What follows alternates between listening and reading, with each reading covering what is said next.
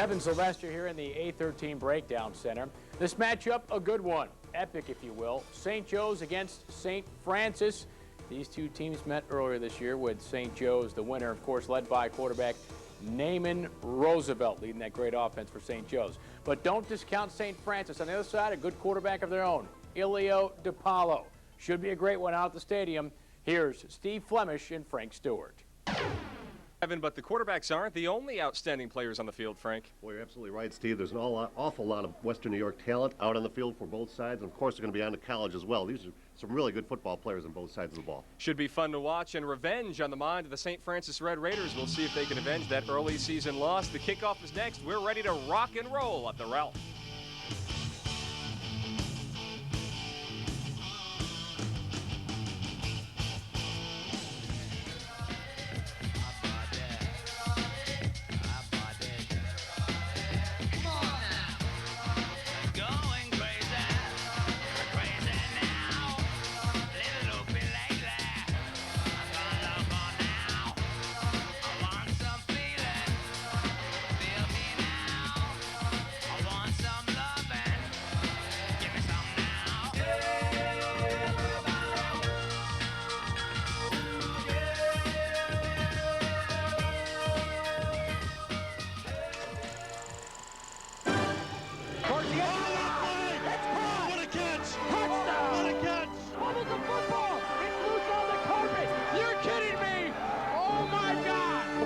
Walter John Sears, along with my good friend and colleague Frank Stewart.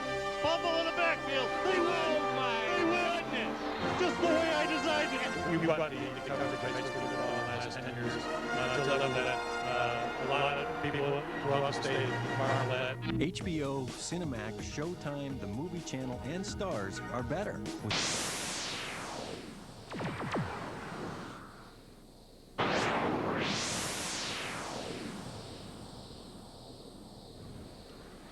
Ralph Wilson Stadium in Orchard Park, New York, on a very cloudy and rainy afternoon. Steve Flemish alongside Frank Stewart. Thoughts from Brendan McDaniels in just a bit. Frank, we had a tornado watch. It's actually still in effect through 6 o'clock tonight. The skies really opened up during that Monsignor Martin's Class A final between St. Mary's and Cardinal O'Hara.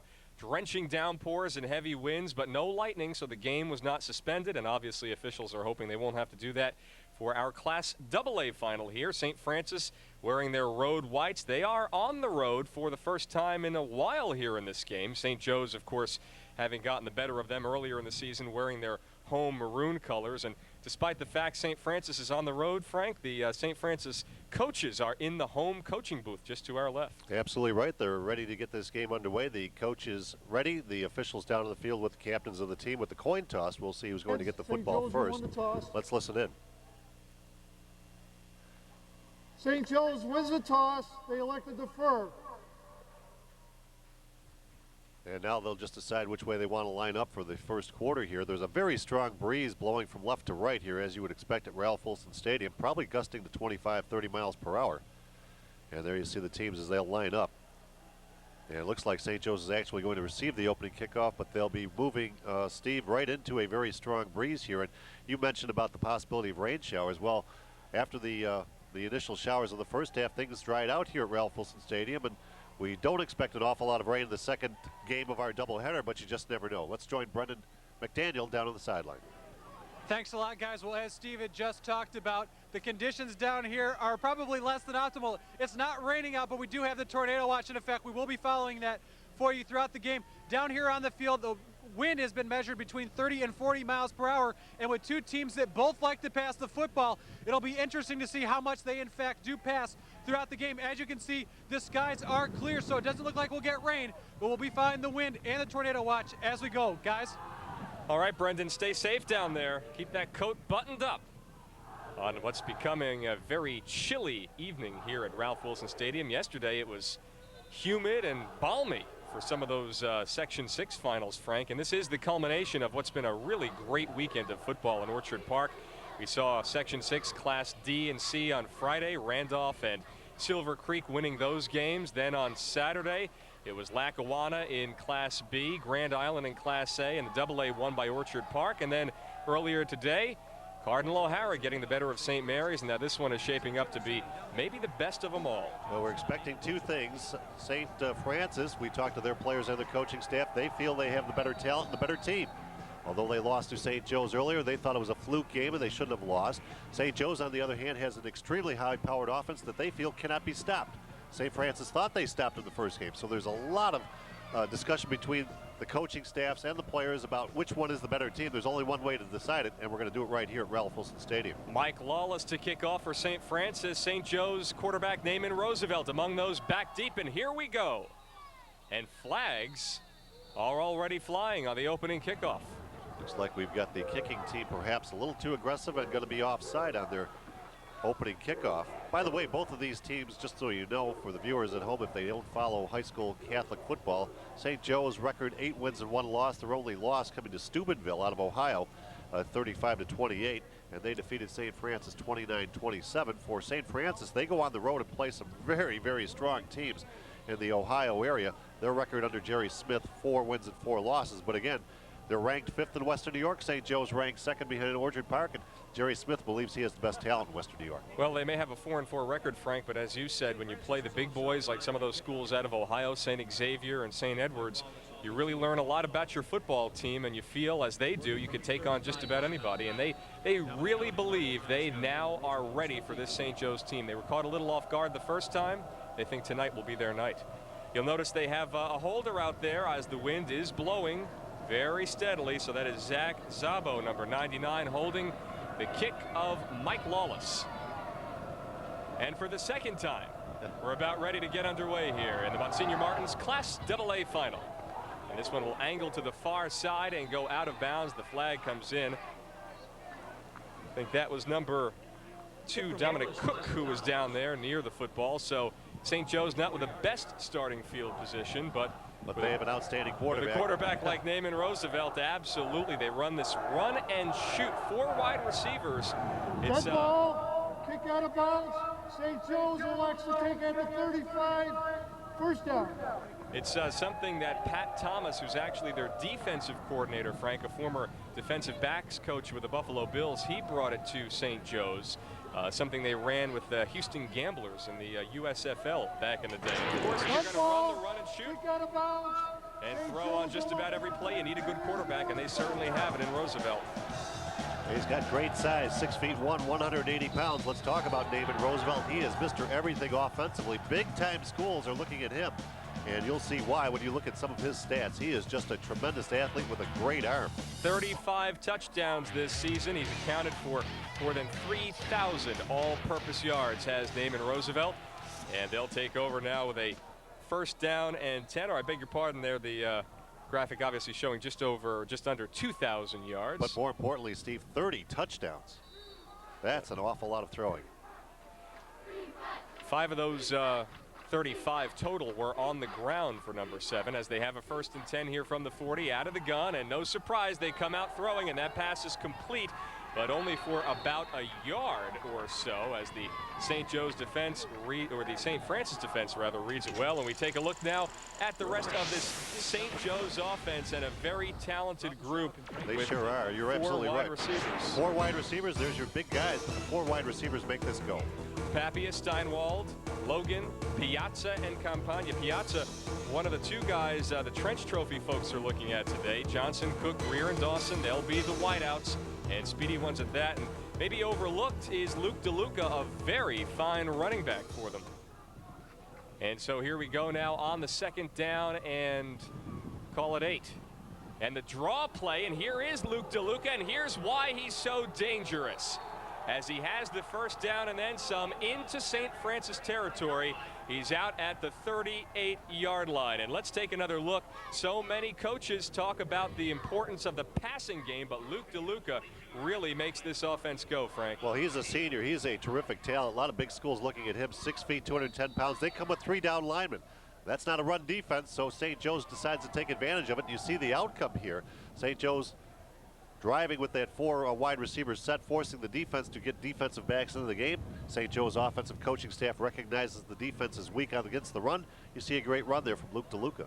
First and 10 from the 37. Cook is in motion. Dominic Cook Roosevelt, of course, out of the gun, as he will be much of the day. Now he's forced to run, and he does that well. Ran into his own man. Back this way. Several Red Raiders in hot pursuit, but he still picks up a couple of yards, and now the flag for a late hit. Yep, number 2 there, a little bit too anxious for St. Francis, and there's his name, Delano Fabor. We were trying to figure out the proper pronunciation before the game, and certainly he's not too happy that this is the first opportunity we've had to mention it, as a little too anxious. You know, we talked about it. These St. Francis guys are so eager to get back at St. Joe's for that loss, and maybe it shows itself right there. Red ball, late hit out of bounds, on the defense, first down.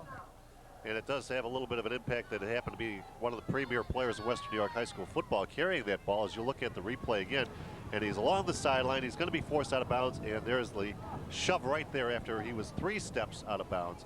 And obviously the officials saw it and threw the flag. This is not a good start for St. Francis. They're defending with the wind at their back. They want to pin down St. Joe's and force them to have to do something into the strong wind. And notice the mobility of Jeff Pappy, one of their star offensive linemen, getting downfield to block for Roosevelt that time.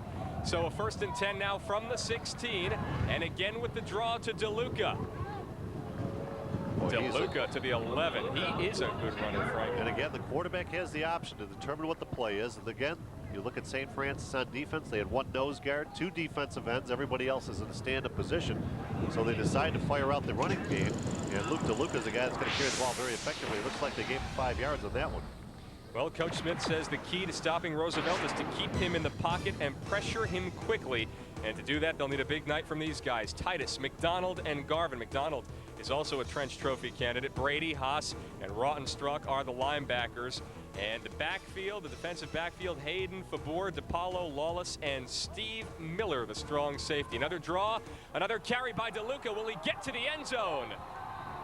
Yes. Waiting for the signal, and he's in. Touchdown, St. Joe's. Well, the defense that St. Francis has designed to slow down the passing attack has certainly done that because they haven't had the pass. You get the quarterback running, and you get DeLuca on 3 or 4 carries, taking the ball basically the full length of the field after the 35-yard drive start. And there's Jerry Smith. He can't be happy with the way his defense is setting up. DeLuca's running untouched, and he's strong enough to carry a tackler or a blocker or tackler, both actually, into the end zone when he's near the goal line. Well, you can't say they weren't prepared, as Brendan Dens, by the way, getting ready to try the point after here for St. Joe's. And that kick is good, so 7-0. But Frank, you can't say St. Francis wasn't ready. Coach Smith told us during our meeting earlier in the week he was prepared for the running of Luke DeLuca. I guess it's just a matter of execution and stopping it. Luke DeLuca, the season, 62 carries, 613 yards rushing, and 4 touchdowns. But look at this. That's not a very good tackle effort there by one of the deep backs, as sliding underneath DeLuca is not going to bring him down. But look at this. He's into the secondary before he really gets touched, and then a very poor tackling effort results in DeLuca just banging the ball over the goal line for the score. So 65-yard scoring drive, and look at the time they used to do it. That's that high-powered run and shoot type offense. You keep one running back in there. He's kind of the fail-safe, and if you've got a good blocker like DeLuca is, as well as a good runner, he's going to contribute an awful lot to the efforts for St. Joe's. They couldn't have scripted a better start for the Marauders in this game. And they also had the benefit of a St. Francis penalty, a roughing the passer call on Fabor, which also helped advance them down the football field. So now we'll get our first look at Elio DePaulo, the St. Francis quarterback. That is, if they handle the kickoff and don't lose the football here. St. Joe's ready to kick. They are using a holder because of the wind here at the Ralph. Yeah, you see 3 return men back at the 20-yard line, so they know that wind is going to have an impact on this kickoff from St. Joe's. They're not expecting the ball to go very far at all. And DePaulo is one of those return men. The quarterback, John Pinsky, handles the kickoff duties. And this one goes to the far side, dropped. That's that is actually number 17, Chaz Davis. Oh, and he is hit hard at the 30, and there's the flag. St. Joe's maybe called for the late hit. I'm not sure why. I thought he was very, very close to the sideline and maybe hit inbounds, but the official may have thought differently. No, it is a holding call on the return team, and that was a call. That was a tremendous hit along the sideline. Number 6, Demario Johnson, a wide receiver actually playing on the kickoff coverage team, 5'8", 152. Watch the hit he puts on this return player, Chaz Davis. Just watch right here as it's going to come up. You'll feel it at home. Oh my. With the shoulder. Shoulder pad on shoulder pad. A clean shot that puts him on his backside. Well, you're talking about Ilio DiPaolo as they bring the offense out for St. Francis. Well, Ilio DiPaolo, no stranger to this game. A lot of big game experience. On the return team. 3-year starter at quarterback, but he does it all, Frank. He's also defensive back, punter, punt returner, kick returner, holder, all-purpose guy. But this is certainly his premier role, and they'll come out on the ground with Van Remmen, and he is stopped after about a 1-yard gain. Jonathan Van Remmen. So the St. Francis offense, led, of course, by Ilio DiPaolo, and he has his work cut out for him, Frank. He sure does. 5'11", 180-pounder. He's thrown for a lot of touchdowns on this season. 10 touchdowns, just 2 interceptions, a very accurate passer. He can also run the ball. He scored 7 touchdowns running the football. But look at his work, 85 of 158. That's a pretty good completion percentage, over 1,000 yards throwing, and a very confident 3-year starter. And Coach Smith says he has matured considerably. So a 1st and 10 now from the, or excuse me, 2nd and 9 from the 21. DiPaolo's in trouble. They say he's good under pressure. Let's see what he does. Evades one tackler and down he goes. He did not get past the line of scrimmage, and a hard hit again by the St. Joe's defense. They are fired up for this game. I'll tell you what, Ilio DiPaolo there is expected to be able to run around just a little bit. He eludes a couple of tacklers, avoiding the sack, but I don't think he's expecting this hit from behind. And you rarely do. Just watch what happens. Boom, right there. He's fortunate he hung onto the football as he was starting to tuck it away, but that was a big blast from behind. Anthony Biagiotti was one of them. Good control by the defensive line, keeping him sort of in the pocket. 3rd and 9. Coach Smith says he's very good under pressure. He's going to need to get better tonight. DiPaolo to throw. Down he goes. Boy, do they have his number. Wow. The defense for St. Joe is playing motivated and inspired. But how about the rest of the offense here for St. Francis as they go 3 and out? Well, they haven't had an opportunity to do anything yet. Violante, Hollenbeck, Ring, Deneke, and Reedy, they'll have to do a better job protecting their quarterback. Fabor, Brady, and Pat Hayden, the wide receiver, and Paul Eaton and John Van Remmen, who had that first carry, they are in the backfield. So Ilio DiPaolo pressured heavily, and now the punting situation here for St. Francis. And Naaman Roosevelt is back deep for this kick, standing at about his own 40-yard line. Blocked. Lawless's punt is blocked. Who has it? Number 9, Devin Dawson, and he used his size 6'3" and 190 pounds. He gets the big hand on the football. He was coming from the left side, and he just got the big right hand, kind of almost an awkward reach out, but he got enough of the football to knock it down. What a great break again for St. Joe's. I guess Brendan ready to tell us a little bit more. Timeout, St. Francis. All right, guys, well, we got the timeout. I did get a weather update from the folks at Monsignor Martin. The tornado watch is now off for Western New York, but now we have a high wind warning in effect. Now, what exactly is a high wind warning opposed to a tornado warning? Well, now the winds are 30 to 40 miles an hour with gusts expected up to 70 miles an hour. And by the way, guys, I was told it is expected to get worse. And if you can look over my shoulder right now, that's exactly what they're talking about. Rain is coming, so the bad stuff is coming. So hopefully we can get as much of this game in as possible with the wind as it is now, which is not good right now, and hopefully without that rain. But guys, expect the weather to get worse. Back to you. Well, Brendan, as you know, state regulations, if they see as much as a single bolt of lightning, it's a 30-minute delay automatically. Here's the block. Terrific effort by Devin Dawson, again getting on Lawless. Lawless trying to be sure with the wind behind him that he got a good kick away, but look at this work by Dawson. He just got around the block of the protector there, and it was a big hand on the football, and then the ball is going to be recovered by one of his teammates on a 4th down play. It was irrelevant anyway. They're going to get possession at the 3-yard line, and you couldn't ask for a better first quarter for the St. Joe's Marauders, trying to make a statement here and trying to secure this AA championship. I don't know if it's Roosevelt's birthday, but he sure got a gift. Great field position here with the 1st and goal. And their 4 wide receiver set. He's going to keep it as a flag flies. He's going to walk into the end zone, but I think this will come back. Yeah, double shift there. Too many people moving at the same time. A 5-yard call, and coach's nightmare when you're in the inside the 5-yard land, when you're in the red zone at any time, and it's the 10th game of the season. To get a player not thinking of what he's supposed to do on the particular play is unacceptable at any coaching level, and I'm sure the coaches here will be telling this player that's a bad mistake. On the offense, repeat 1st down. Cost him 5 yards, Steve. Yes, it did. I think that's Paul Trubinsky, by the way, our referee this afternoon. It is Paul, yes. Yes, indeed. Veteran ref. We meet with him every preseason to discuss the rule changes. And there's a look at Coach Bob O'Connor, who is certainly chagrined by the penalty. He's just overly impressed. I mean, overwhelmingly impressed is what I should say with this offense that has come on. It's not been traditional St. Joe's football to run this widespread four-spread offense with the receivers getting a lot of passes thrown their way. End zone touchdown, Dominic Cook. And he has his 13th touchdown catch of the season. Well, that was just too easy. I mean, they get the 5-yard call. Quarterback drops back, and I'm not sure where the coverage was intended to be. Dominic Cook, 13th touchdown, as you said, coming in with that kind of numbers, 445 catches for 675 yards, and he is a real go-to player. In fact, Jerry Smith, the opposing coach, has a lot of respect for Dominic Cook's ability, and he's just a junior. I beg your pardon, Frank. Brendan Denz again in for the point after out of the hold of Schmond. And that one is good, so 14 zip. And as I mentioned at the start of our telecast, Frank, we are right next to some of the St. Francis coaches, and they just look absolutely perplexed right now. Who would have thought they would be down 14 zip this early in the game? Well, it's not the way they expected it to be. In fact, as you mentioned, they came in with a confident air, expecting that they are the best team in Western New York. They have no problem in saying that. The St. Francis Red Raiders across the way, but right now they're behind by 2 touchdowns, and we have not played, what, 5 minutes yet? And more specifically, Frank, Coach Smith says, without the slightest fear of contradiction, Elio DiPaolo is the best quarterback in Western New York. He's going to need to step up as we see the touchdown once more. Nobody even near him. There was Fabor, though. Well, he had a different assignment, though. He was on the outside wide receiver. Right. Dominic Cook in the slot was left uncovered. And David Roosevelt, again, in that run-and-shoot offense, he has a lot of options to look at.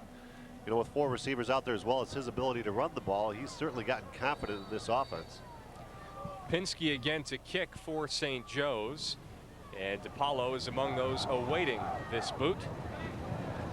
It'll bounce again to, that's Glum, I beg your pardon, near side to the 40. So a little better starting field position. Let's see if they can do anything with it. Well, the defense came up big the last time St. Francis had the football. We're talking about the defense for St. Joe's. They really manhandled the offensive line, both on the running plays and then the quarterback trying to drop back and throw the football. So DiPaolo and the offensive strategists for St. Francis have to come up with a way to protect their quarterback and allow at least a play to develop, because he was under a lot of duress that last sequence. And our score 14-0, St. Francis trailing here over against St. Joe's. 1st and 10 now from the 41. 2 men in the backfield behind Elio DiPaolo. He has 2 wideouts, and they will keep it on the ground with Van Remmen. Same first play as they used in the last drive, and once again it goes nowhere. Dominic Cook, we talked about him a little while ago. He's just a junior, 4 sacks on the season, 66 tackles. And Dominic Cook, playing some inspired football, comes in with a solid hit right at the line of scrimmage. No gain on the play. And St. Francis, they like to get out with a good first down call and get good yardage on that. Hellman, Piazza, Chalotto, and Papia all across the line for St. Joe's. The linebacking core, there's Cook, along with DeLuca and Biagiotti. And Roosevelt, Johnson, Dawson, and Greer, 6, 7, 8, and 9 in the secondary. As it's 2nd down and 10, no gain officially on that play. Near side pitch. Oh, and a hit right away for Boer. The ball rolls out of bounds, though. Fortunately for St. Francis, DeLuca just absolutely lit Fabor up. Well, I'll tell you what, Luke DeLuca, he's a tough running back, but he's equally as good as a tackler. Maybe going to be destined to be a linebacker at the college ranks. 6 foot, 210-pound senior, leads the team easily in tackles, 110 on the season. And I'll tell you, you don't want to get hit by this guy very much. Just watch this pitch out again. It looks like it's going to be set up well, but watch. Boom, it's hard enough hit that the ball pops out and goes all the way to the sideline. Look at the replay one more time. Here comes DeLuca. Uh-oh, breaks down and smashes into the running back. He's fortunate the ball went out of bounds. 2-yard gain, 3rd and 8. DiPaolo to the air. Lots of options. Can he find one? No. Fabor, the intended receiver, coming across the middle of the field. DeLuca that time, or pardon me, DiPaolo rather, was able to step into his throw. DeLuca coming off the field, as we said, with 110 tackles, easily leading the team. And he has the respect of his teammates, doesn't he? We're listening to him talk. It's all about Luke. Luke, they fear Luke. He's that good for St. Joe's. So DiPaolo now stays on the field to punt. He is standing at his own 30-yard line after another unsuccessful drive. Looks like a ball cap is blowing around. It's blowing right toward him. Unabated. This kick will spiral, hits at about the 32 and out at around the 31-yard line. Let's take a look at the special teams unit, something we like to do here at 813. Put the spotlight on some of these skilled guys, and often it's the same guy who does a number of things, holds a number of positions. And for St. Francis, well, DiPaolo does an awful lot. He punts, he holds, he's one of the kick return men with Glom. Deneke is the snapper, Mike Lawless, the kicker. And for St. Joe's, Dens kicks, Shabetta punts, Logan, Schmond, and John Pinsky has already had the occasion to kick off twice. And he likes that because it means 2 St. Joe's scores. They're up 14-zip, and with the ball again, 1st and 10 from their own 32. 4 wide receivers, DeLuca alone in the backfield. Flags fly.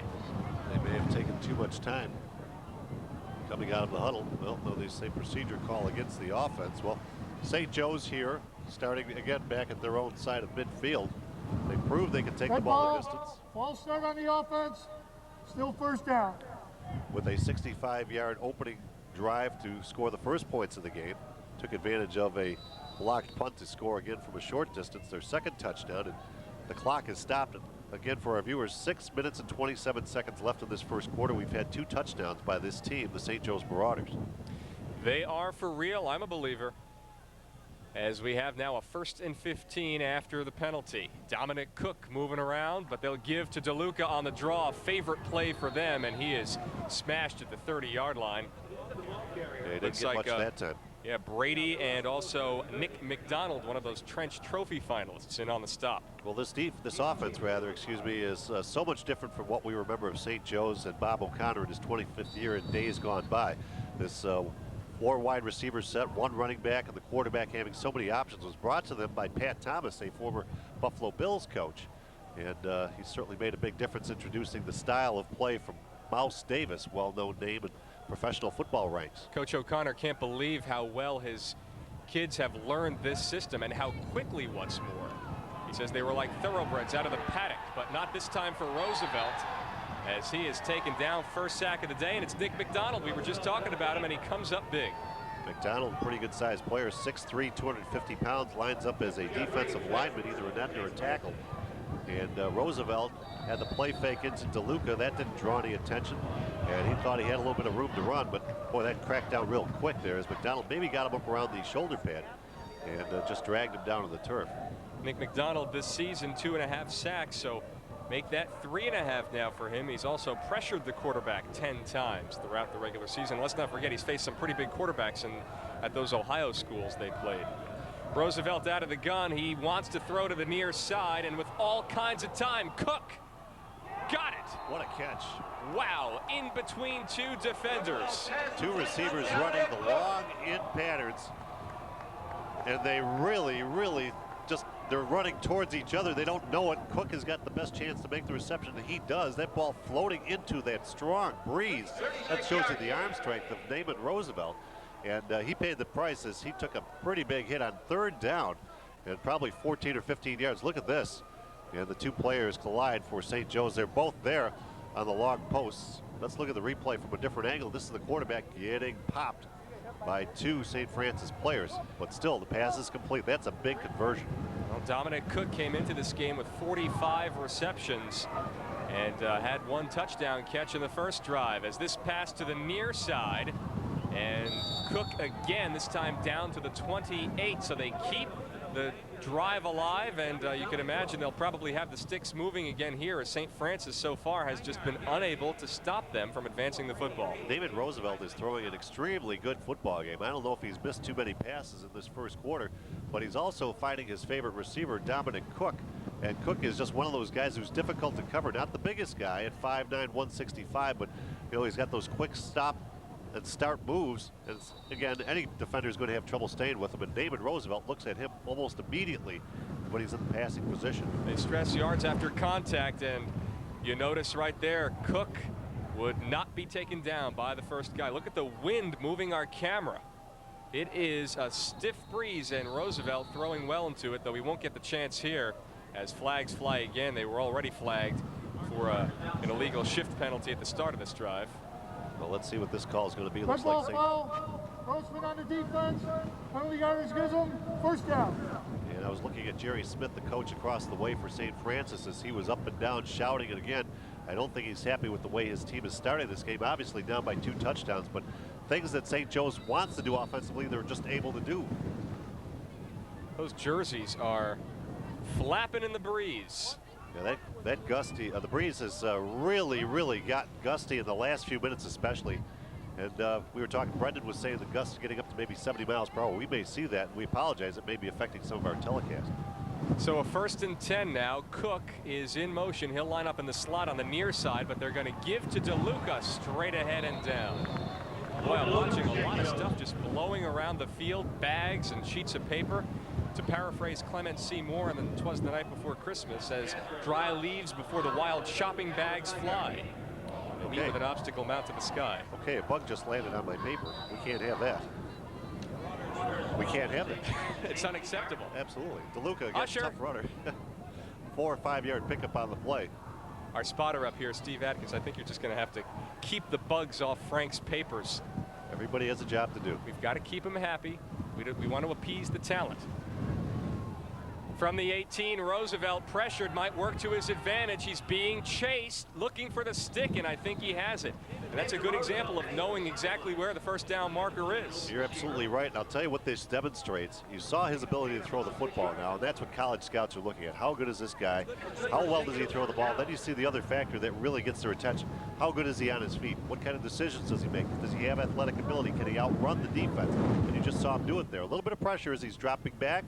Recognizes the situation, another good play there, and then he decides to take off. I can get the first down, and he uses his athletic skills and speed to get to the corner. But Naaman Roosevelt is a player to watch for the future in his college efforts. He's going somewhere, folks. He's already got a full ride to New Hampshire. His coach is talking to Boston College, and Syracuse has been mentioned too. By the way, credit Haas for making the stop out there on the sideline. Roosevelt will give to DeLuca. Punishing runner. Yeah, right up the middle. They just can't bring him down right away. A lot of times you'll see a runner take it up the middle and get stopped immediately, but so far he's had a lot of success. And one more point about the running of Naaman Roosevelt, Frank. They said he did a lot more of it last year and took a pounding for it, and this year he's learned to stay in the pocket a little more often and wait for some plays to develop. But as he showed a moment ago, he could still run when he has to, and so can Luke. There's DeLuca, and he delivers a blow to DePaulo as DePaulo comes up to help fight for the tackle.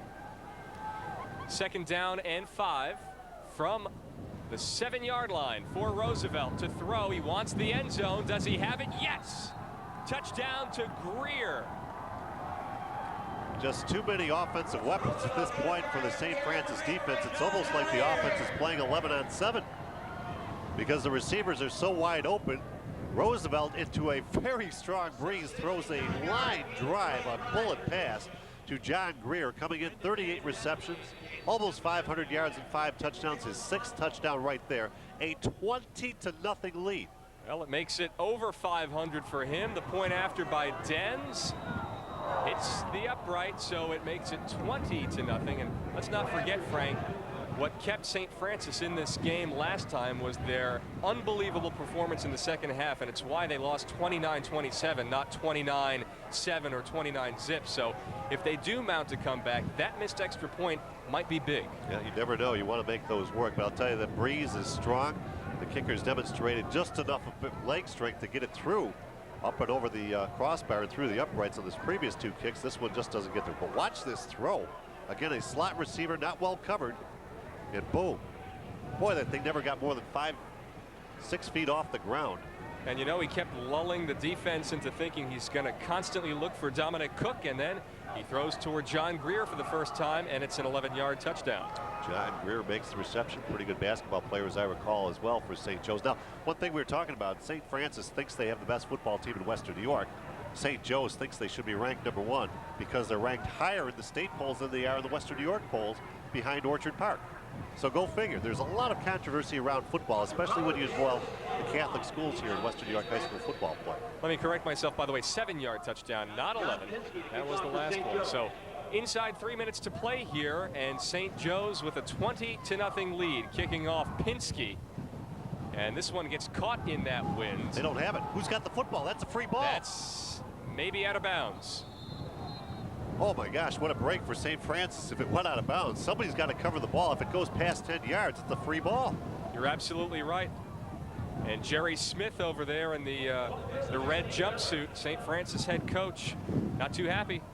Boy, they are fortunate. And looking at it, the kickoff coming from the 40-yard line, the ball winds up going out of bounds at about the 44, 45-yard line of St. Francis. And I don't even know if they touched it, Steve. I think it just went out of bounds on its own. I get the feeling we might see a little of Pat Hayden on this drive. Number 28, he's lined up as the wideout on the far side of the field. DiPaolo, though, comes out again on the ground with Van Remmen. Third possession, third time they started on 1st and 10 with Van Remmen, and third time he stopped for less than 5 yards. Well, one of the weaknesses of the St. Francis team this year was being able to find running backs who could handle the stress and the ability to actually run the football and make plays. The St. Francis Red Raiders struggled with that throughout the season. They finally settled on a couple of guys. You're talking about Van Remmen and his partner back there, who gets the football from time to time as a tailback. But those two fellas for St. Francis have really helped out a lot. Yeah, earlier this year, they were struggling to find a running game as Van Remmen is stuffed there. They actually, at one point, were using their center, Brendan Ring, as a fullback to block, and Hayden, the wide receiver, was in as a tailback. So finally, they brought a couple guys up from the JV squad, and it did pay some dividends for them, but as you can clearly see right here, they're just not managing any yardage against the St. Joe's defense. I think Paul Eaton is the other running back that comes in and plays from time to time behind the offensive line. Yeah, 22 and 21 were the two players they settled on, is building their offensive momentum in the last few games of the season. 3rd and 9, they've had too many 3rd and longs, and if they're going to put it in the end zone, they need to get themselves out of these kinds of situations. The swing out, and it's brought down by Hayden. I thought we might see him, but will he get to the stick? He will not. He's taken out at midfield, 5 yards shy, and once again, St. Francis in a punting situation.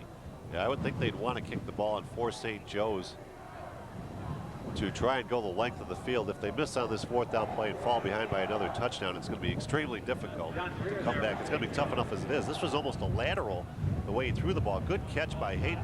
And breaking up, disrupting the play there, number 6 for St. Joe's, Demario Johnson, really threw the timing off as the running back or the wide receiver there had to make a couple of extra moves to get away. So on 4th down and 5, looks like they will punt, barring a fake. DiPaolo standing at his own 36-yard line. Fumble. Oh boy, this isn't good. I don't think this is by design. Throws the pass. He is the quarterback, and it's intercepted at the 31. That's Roosevelt, the St. Joe's quarterback, shakes one tackler and steps out at the 37. We got a hold on the offense anyway, so the play is going to be standing rather than negated. There was no defensive penalty. An offensive penalty is DiPaolo. I'm not sure if he was thinking about punting. And I'm not sure why he would bobble the ball on as the he did. offense. Penalties decline. 1st down, St. Joe's. And that's one of those rare cases, Frank, where you see one quarterback throw to the other. And again, Naaman Roosevelt maybe didn't have to intercept the football. He just knocks it down. They get field possession at the line of scrimmage. But look what happens here. Was he intending to punt? I think he was. Maybe I really think so. mishandled it, and it became a chaotic play from that point on as you see the ball thrown. Now watch Roosevelt. He's actually looking to return the punt. And when he intercepts here, he probably gives up about, 20 yards or so by intercepting the football. But I'll tell you what, high school football, sometimes you don't think about that. Exactly. Yeah. So with 1:13 to play in the 1st quarter and a 20-point lead, the St. Joe's offense goes to work. Ball caps and tees blowing onto the field as this play really goes nowhere. In fact, it's a loss. Well, what they did this time, though, was they lined up with just the 1 down lineman, the 2 stand-up defensive ends, but they crashed and blitzed, a run blitz that time. Haas in it on the tackle that time, Brian Haas, a junior at 6'1", 190. That really broke the play up. 62 tackles this season for Haas, by the way, Frank, coming into this game. He is a very talented member of this St. Francis defense. 2nd and 11, they'll call it a 1-yard loss. St. Joe's wouldn't mind just hanging on to the ball and getting to the end of this 1st quarter, then having the wind at their back with possession of the football. Cogent point, Frank. On 2nd and 11, the draw to DeLuca, their favorite play so far in this game. Not a lot. Looks like they are going to try to let this clock get down. We're inside 30 seconds to play. And they'll try to take the wind at their backs. Injured player for St. Francis. That'll stop the clock. And we don't like to see anybody injured for either side. This guy, one of the interior linemen, looks like. Trying to get a look at who the number or the number on the jersey. 50-something from what I can see. One of the starters on defense for St. Francis. By the way, while we have a moment here, just a reminder for all of our Catholic high school supporters and viewers of high school football. Time-and coach Paul Fitzpatrick retiring at the end of his 28th season. And there'll be a retirement party hosted for him at the Ironworkers Hall in West Seneca, New York, from 12 till 5 p.m. on Sunday, December 4th. And if you're interested, tickets are available at the door.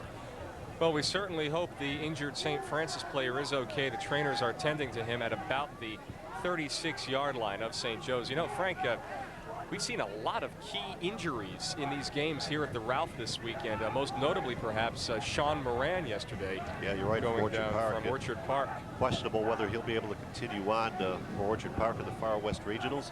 But, you know, it comes down to what football is all about. It's a very physical game, and to get through a full season, if you're a starter, especially if you're a starter both ways, offense, defense, and maybe even on the special teams, it's hard to get through a season without an injury. Now, they're all banged up a little bit here and there, the bumps and bruises, but you hate to see the legs situation because that could be a lifetime for some of these players.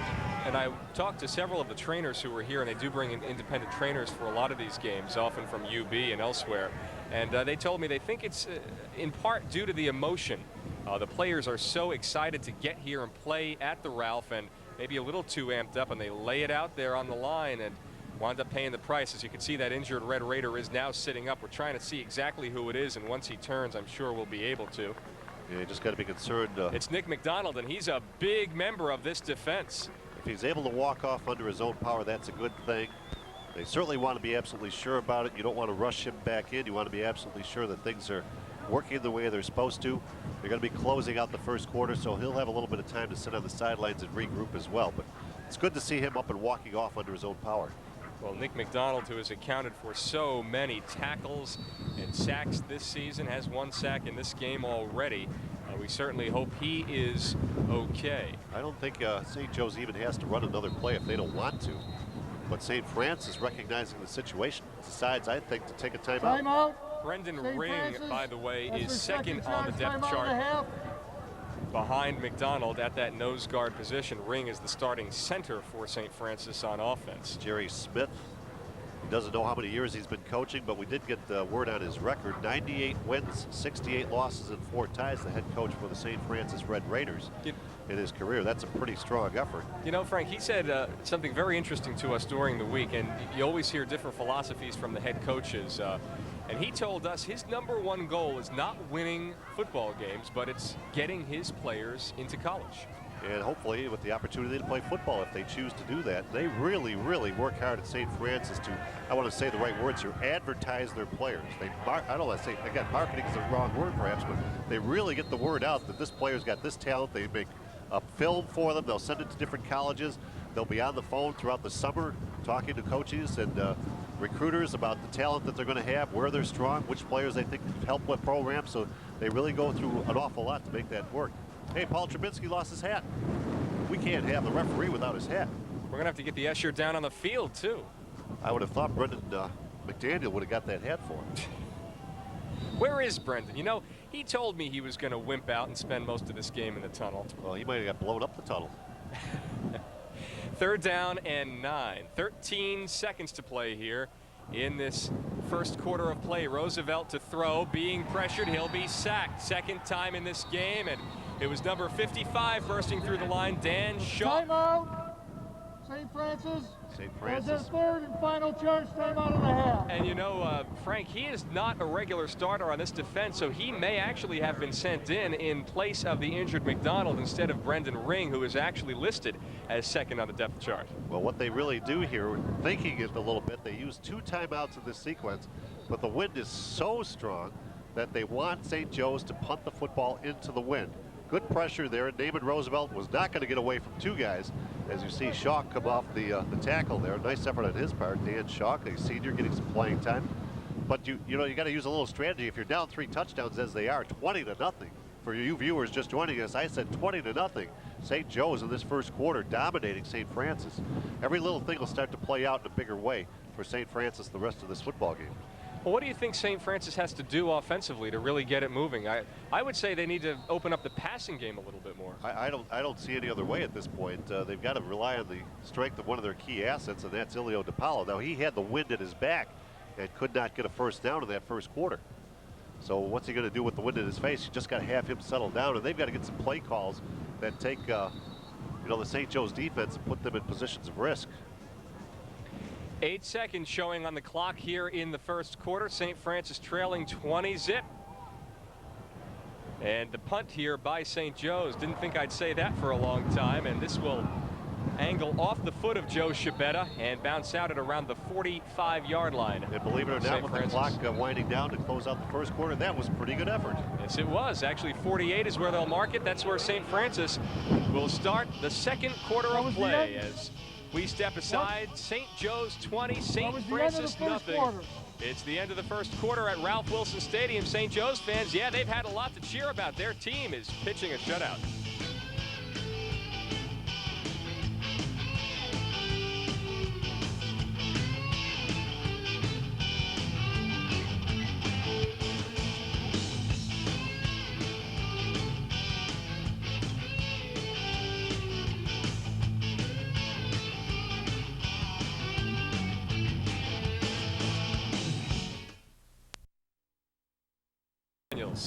Thanks a lot, guys.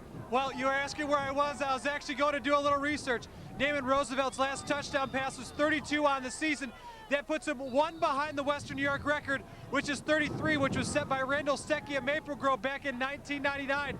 So Roosevelt's next touchdown pass will tie a Western New York record of 33. Of course, Randall Stecky went on to a decent Division I career at UB. Of course, Damon Roosevelt looking to go on to bigger and better things in Division I next year. But still, the touchdown record, it is in his grasp, guys.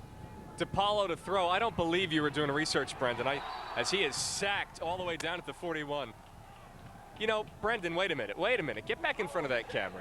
I don't believe for 1 second you were off doing research. I want to check with some of the folks back there at the trailer. I have a feeling you had some cold cuts, maybe a nice soft beverage. Well, I don't want to cause any controversy, but I was with Tim Maloney from Monsignor Martin. While we were talking to Dick Gallagher on his cell phone, he did offer me up some steak and lobster, but hey, I just had a few bites because I had to go. I got work to do. Brendan, who's that over your left shoulder there in the Florida Gators windbreaker? That is the man, the myth, the legend, Mark Collins, of course. Our good friend and colleague here at 813 worked a couple of games yesterday, enjoying this one with his sons as the punt, another 3-and-out for St. Francis. And this one is also caught in the wind, so St. Joe's will take over at their own 39. Well, Frank, you and I have been talking about it. 4 possessions for St. Francis, no first downs, and each possession, the first play was that inside handoff to John Van Remen. It's getting a little predictable. Well, it very well could be that they'll have to change things up. They roll the quarterback out looking to get some room to throw the football on the 3rd down, and he was sacked. Of course, we wanted to find out what happened with Brendan, and the Crumbs may have given things away, but let's not dwell on that. Anyway, the 4th down play, they're punting into the wind, and look at the field position again for the St. Joe's Marauders at their own 40. With the wind at their back and a terrific quarterback, who knows what's going to happen in this quarter. 9:42 to play here in the second. Cook is lined up as the slot receiver on the near side. This one goes to Greer, who had the last touchdown, but he's not able to advance it much further beyond the 42-yard line where he made the catch. And the quarterback, Roosevelt, upon release had a pretty good hit put on him, and he was still strong enough to release the pass out to his wide receiver. Greer gets a couple of yards, not much more than that, but more importantly, he didn't give up the sack, and he didn't lose the ball as a quarterback. There was no turnover. Look at the replay of this thing. And can't have a hat on the field. That thing's moving on its own. Referee and the officials, they got to be concerned about this wind also. Well, I think it was a line in that great old Jelly Roll Morton hit in the 1920s, King Porter stomp. Hey, stop that. That stomp knocked me out of my hat. 8:55, Frank is absolutely perplexed. 8:55 to play in the first half. Roosevelt draw play to DeLuca near side, midfield, and into St. Francis territory. Well, I don't know how to respond to a lot of things. Usually working with Walter John Sears, I become speechless, but Steve, I was speechless after that one. You've never heard anybody quote Jelly Roll Morton before, have you? Well, I haven't heard in the last couple of years, to be honest with you. Maybe the last 70, I'd say. Another life, maybe. But here, how about Luke DeLuca on this run again? And what a weapon he is in the backfield. I mean, he just literally makes the play when they need to have it happen. They are stopped on a short 2-yard pickup on the first pass, but they have that flexibility in that offense. And Bob O'Connor, he can't help himself. He's got to be standing on the sideline with a huge smile on his face because the game plan is working. That's a coach's dream. Roosevelt has Greer in motion, so now a trips formation on the far side, but a flag flies. Another delay of game. Ball, delay game on the offense, still first down. And you notice that's the back judge, Frank, standing about 15 yards behind the line of scrimmage, who keeps time on the field, and he threw that flag up and immediately signaled the delay of game. Well, St. Joe's doesn't bother. Once the ball is set, they're ready to go again. So Greer in motion again with that trips left. And Roosevelt keeps the football, tries to spin it inside, but nothing doing in there. I don't think that fooled anybody. I'm surprised a little bit that after the initial hit, he still spun himself forward for a reasonably good gain on the play. Wasn't the best situation, but certainly he did make a positive gain out of it. Brings up 2nd and 11. So a 4-yard pickup on the play. Titus in on the tackle that time. Brent goes 6'3", 225. There's some good size. Looking at this roster for St. Francis, it's almost college level size with the big guys on the front line. Yeah, actually, Coach Smith told us his guys are really ready for college football because they're almost playing in a Division III system as it is. Little bit of a high snap to Roosevelt. Gets rid of it right away, though, and it's hauled in by Cook. First down inside the 30 and down to the 26-yard line. Dominic Cook, what a weapon. And this time the blitzing outside backer from the St. Francis Red Raiders was picked up beautifully and knocked off stride. That allowed Roosevelt that extra split second to see Cook come free over the middle of the field. You know, a second down and about 11 becomes a first down. They're just literally at will moving through the defense of St. Francis. And again, here's the pressure coming when he steps into the throw. Cook has sure hands, as sure as you're going to see at the high school level. And he has the ability to break tackles on top of it. Well, the coaches praised Roosevelt's ability to read the defense, and we saw it right there as he was very firm in his decision. A flag flies as Roosevelt goes to the end zone. Greer a little too high, but again, an illegal shift call on St. Joe's. So though they certainly have had St. Francis's number, they've also been guilty of a number of infractions. Well, that's exactly right. This one would have come back anyway, but how wide open was the wide receiver? He was 5 yards behind the defensive back. Jerry Smith not concerned about the penalty at that point. He's thinking, how are we letting these receivers get behind An us? illegal shift, 2 men in motion on the offense, still first down. Jerry Smith talks about his teams getting film of all the games, I believe, of the opponents, or as many games as possible of the opponent. They certainly know St. Joe's from earlier in the season. Locally here in Western New York, they get a chance to see him play Canisius and Timon and other schools. There's not much you don't know about the opposition. And now, right now, they don't look like they can figure out what to do against them defensively. You didn't know Jelly Roll Morton. Do you at least know the classic backfield in motion? I'm going to have to penalize you. 7:23 to play, second quarter. St. Joe's driving. The pitch to DeLuca. And wow, what a runner as he has the first down to just about the, I think they're going to mark it at about the 16-yard line. Well, first, to answer your question before I talk about the play, yes, I know backfield in motion. That's Walter John Sears' favorite song. But secondly, as we talk about this game, I don't think they want to tackle Luke DeLuca. I don't think they want to hit him. I think, again, the deep back or the safety or whatever, defensive back almost avoided the hit there along the sideline because I thought Luke DeLuca was going to be pinned and pushed out of bounds, but he managed to go upfield for another 10 yards. Here's what's most interesting about him, Frank. They mostly praised his defensive abilities. Coach O'Connor saying he's one of the finest linebackers they've ever had, but so far he's made his showing on offense. Roosevelt to throw, look left, throws across the middle. Greer. And he is into the end zone, his second touchdown catch. Is there any way to stop this St. Joe's run and shoot? Well, I'll tell you a little bit of story as we have the touchdown recorded in favor of Naaman Roosevelt. That ties the all-time passing mark in a single season for touchdown throws by a Western New York quarterback with 33 now as he ties Randall Secchia. But as we get this extra point try, going back, this offense was not Bob O'Connor's favorite, and it wasn't even his thought process. And I'll tell you how they got together with Pat Thomas. Point after by Dens. He missed the last one, and he misses this one too, so it's 26-0. And let's go back to that situation. Bob O'Connor, other coaches here in Western New York, other people involved with football, whether it's college ranks, high school ranks, or the professional ranks, volunteered to spend some time serving meals at the St. Luke's Mission in the inner city part of Western New York in Buffalo. And there he met a guy named Pat Thomas, who is a secondary coach for the Buffalo Bills under their previous coach. Well, sure enough, they have a nice conversation, get along pretty well. They have a good day together. And Bob asked him if he's interested. Well, at the time, Pat was obligated elsewhere, and he said, well, maybe someday. Bob stayed with him. They became friends. Bob asked him again and said, can you come out and help us? Pat Thomas comes to the sideline, introduces this whole new concept of an offense. And look at what's happened to this team for St. Joe's. They're leading in this game 26-0 and making a statement, perhaps, about being called the #1 ranked school in Western New York. Well, at first, Thomas called the plays until O'Connor learned the system well enough to do so himself. And, you know, I mentioned it earlier. He says they were like thoroughbreds coming out of the paddock. And you see how well this offense is executed. There's the evidence with a touchdown pass to Greer. Let's take it downstairs to Brendan McDaniels.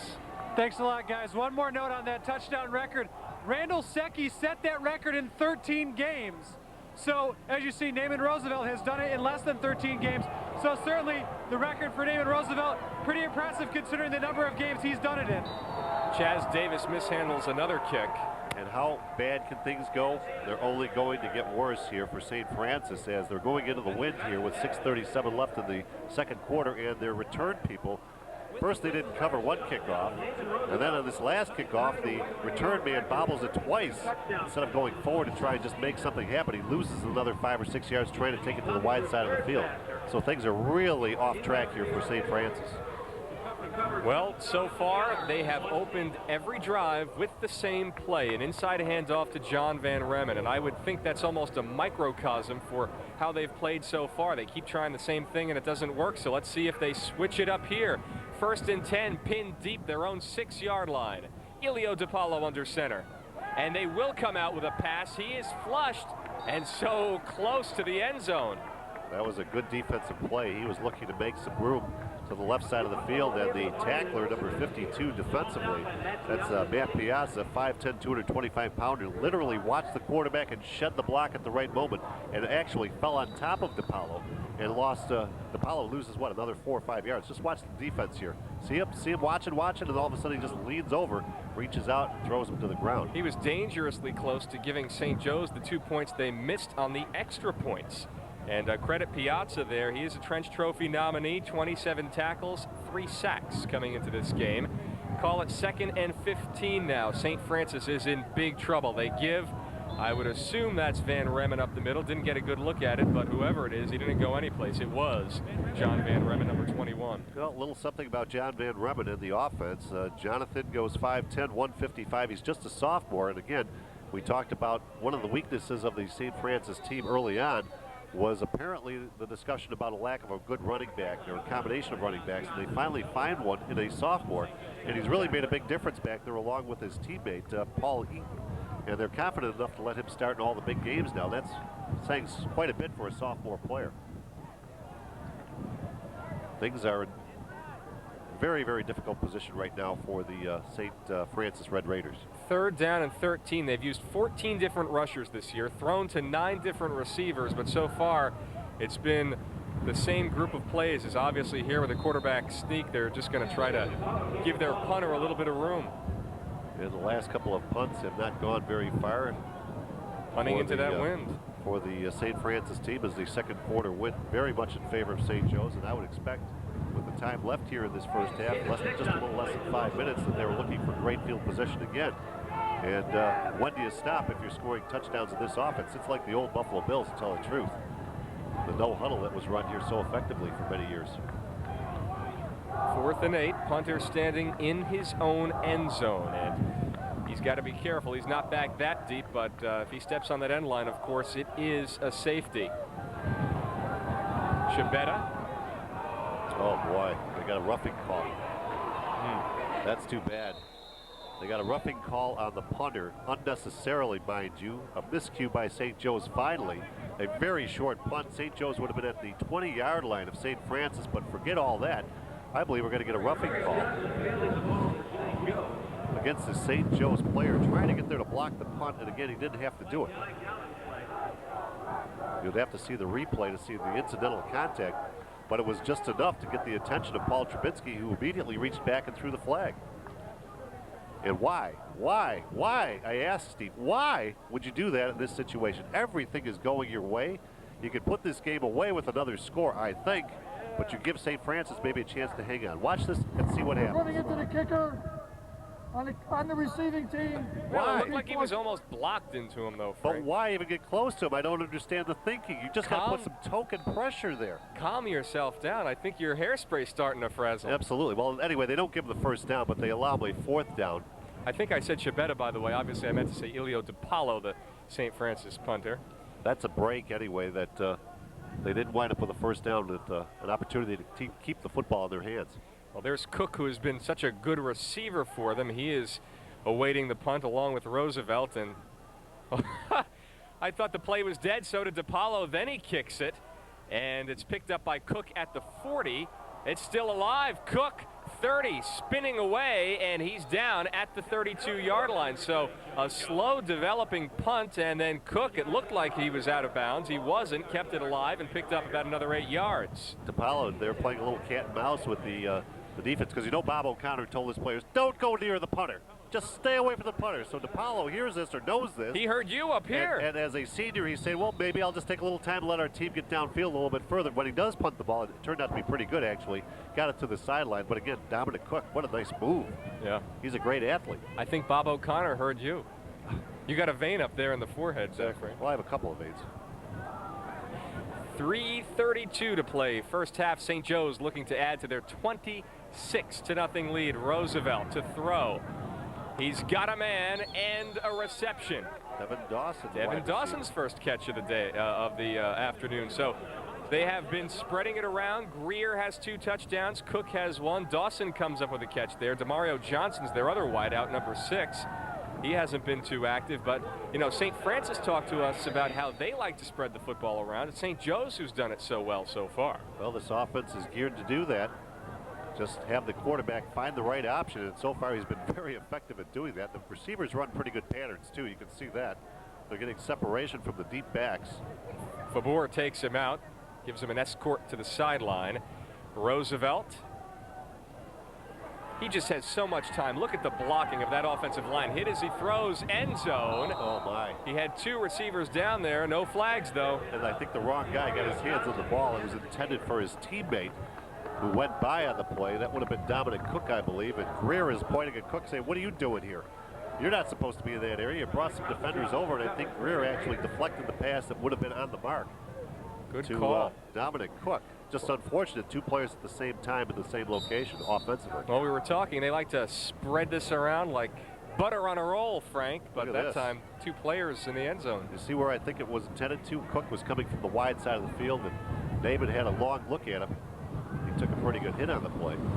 Deke Tasker was one of the defenders, former Buffalo Bill Steve Tasker's son. This pass is caught at the 20-yard line. Great hands. Really? Geez, Dominic Cook can play. He just snatches the ball out of the air, and Naaman throws it with a little heat on it as well. Well, what an asset that is to have a receiver you have confidence in, who can get open routinely and catches the ball with his hands like that. That's just great. Dominic Cook is, again, a junior, but you'll have to watch out for him. Mike Rautenstrauch makes the stop. You know, Devin Dawson told us he's a very heady player. He said his job, his main job, is to read the safeties and the quarterbacks. Is it cover 2? Is it cover 3? Whatever it is, that's what he looks for, and then he takes it from there. Smart wide receiver and good hands, too. Roosevelt to throw. This time he's pressured. Swings it out to DeLuca, who is wide open, and he's going to dance into the end zone. Touchdown, St. Joe's. That was a beautifully designed, well-executed offensive play. I mean, they've been throwing downfield. This time they swing DeLuca out after a little chip block. He's wide open. I mean, wide open. It's just a question of whether he's going to stumble over one of the yard markers or the stripes on the field before he gets into the end zone, and Naaman Roosevelt may have just set a record. It's the first time. You're absolutely right. He did. That is the record for Naaman, and you know, it's interesting. That's the first time they really got a lot of pressure on him in that drive, and he just shows how well he responds to that pressure. Finds DeLuca, and DeLuca finds the end zone. Point after attempt. is good, and it is now no good. I beg your pardon, that did get pulled to the left, so 3 straight misses there, and it is now 32-0 St. Joe's. Well, the only consolation you can take in the locker was that the other team has missed 3 of their 5 extra points. That's not enough. No, look at how well this play is designed. And the blockers are out there. Who are they going to block? I don't know. Who do you want to block? They almost give up the chase player, but DeLuca has good enough speed to take it to the end zone. Just a little chip block. Roosevelt sells it well, delivers it beautifully to Luke DeLuca down the sideline. Miller's going to try and catch him, but no way. DeLuca's into the end zone. All right, Brendan McDaniel. Hey, he's back out in the open elements, Steve. Thanks a lot, What's wrong with your ear? I can't hear you guys. It's very loud down in the field, and the wind doesn't help a lot. I think I might be going deaf, but that's another story for another time. Another note about Naaman Roosevelt. On that last touchdown pass, it did set the Western New York record. Also on that, too, he's now become the 3rd quarterback in Western New York history to pass for over 2,000 yards in a single season. So, guys, the records keep on coming.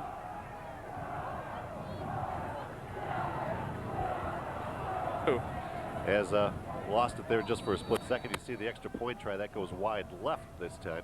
Is that 5 touchdown passes? They did not have a running touchdown, did they? DeLuca had the first one. Okay, so it was 4. one run. 1 to Cook, 2 to Green, 1 to DeLuca. Look at this.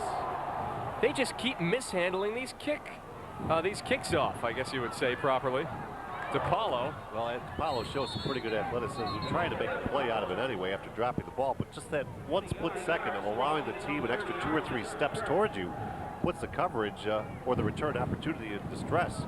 And the coverage a lot easier for the players coming down the field. I think I'm trying to get too grammatical here. Kicks off, it just doesn't sound good. Is that DeLuca, by the way, who's down on the St. Joe's sideline being tended to by the trainers?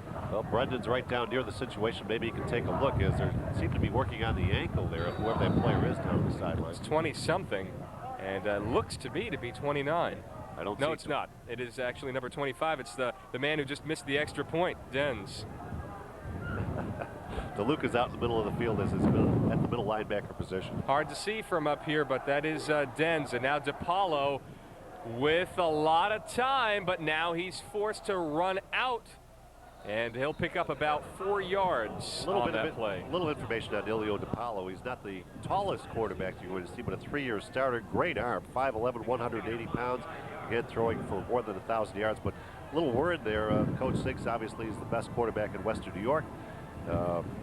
And also, he's being tabbed as a possible free safety. Good defensive back as well at one of the major colleges. So Ilio DePaulo certainly continuing with the great athletic name here in Western New York, the DePaulo family, as we're heading down to 2:17 left here in the first half. Look at that score. 2nd and 5. DePaulo out of the gun. This might be what they need as he throws deep down the middle, but it's incomplete. His intended receiver was Delano Fabor. And the only thing I ever wish for in these games at this level at Ralph Wilson Stadium is to avoid a blowout. And this is the first one we've had. All weekend. First one we've had.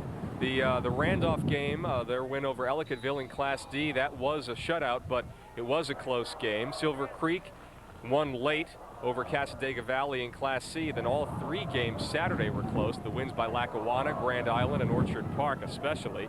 And earlier today, Cardinal O'Hara and St. Mary's was a close one. Do they have a first down yet this They do not. Let's see if they can get one here. 3rd and 5. DePaulo keeps it, looking for blockers. Oh, he's taken down. And that was number 44, Scott Hellman.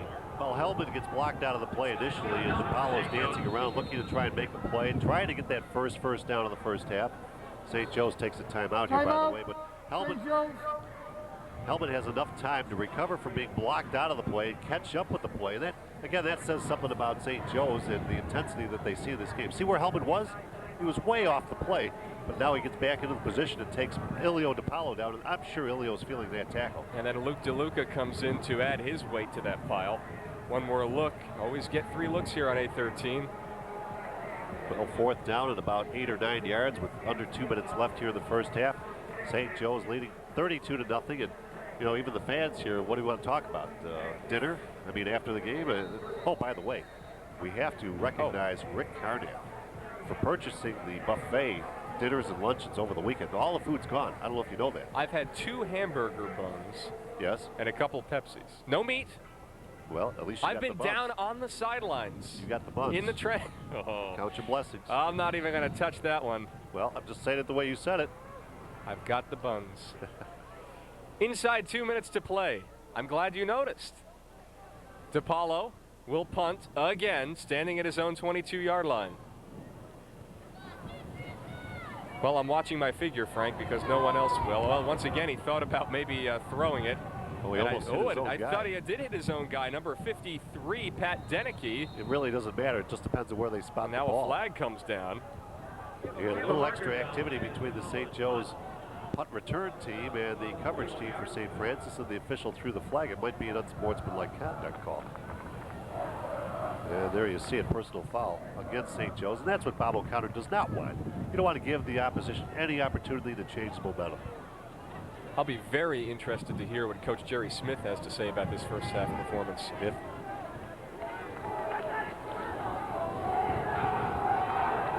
So inside 2 minutes now, 1:46 showing on the clock, and St. Joe's, you would imagine, would probably just try to run it out. Foul on the return team. First down. And again, one more reminder for our viewers about the upcoming retirement party, Sunday, December 4th at the Yard Workers Hall, 12 p.m. to 5 p.m. for Coach Paul Fitzpatrick, long-time and well-respected high school coach here in the Monsignor Martin Association. You can buy tickets at the door. Roosevelt has his receivers bunched up near the line, and Dominic Cook will come in motion with a trips right. Roosevelt, all kinds of time, and he has his man right about a yard short of the first down marker. Hey, we said we hadn't heard from Demario Johnson. There he is. Well, he's the, the fourth receiver to catch passes. Dawson has, certainly Cook has. Oh, don't forget DeLuca, that's 5. And Greer, you're right. And finally, Demario Johnson. Johnson had a very good season, 6 touchdowns. And a good defensive player, has 3 interceptions defensively. And as we said, David Roosevelt likes to mix it up. The clock is continuing to run. Why hurry here when you've got a 32-0 lead? I think things are working out well for you. Clock is rolling, nearing 1 minute as Greer goes in motion. 3 receivers now on the left as Damon Roosevelt drops that snap, picks it up, and he always finds a way to make it work. DeLuca with room, near side, cuts it back inside. Luke DeLuca to the 35. Dominic Cook delivers one heck of a block upfield. I mean, DeLuca's going to get the first down and a lot more, but what a blast.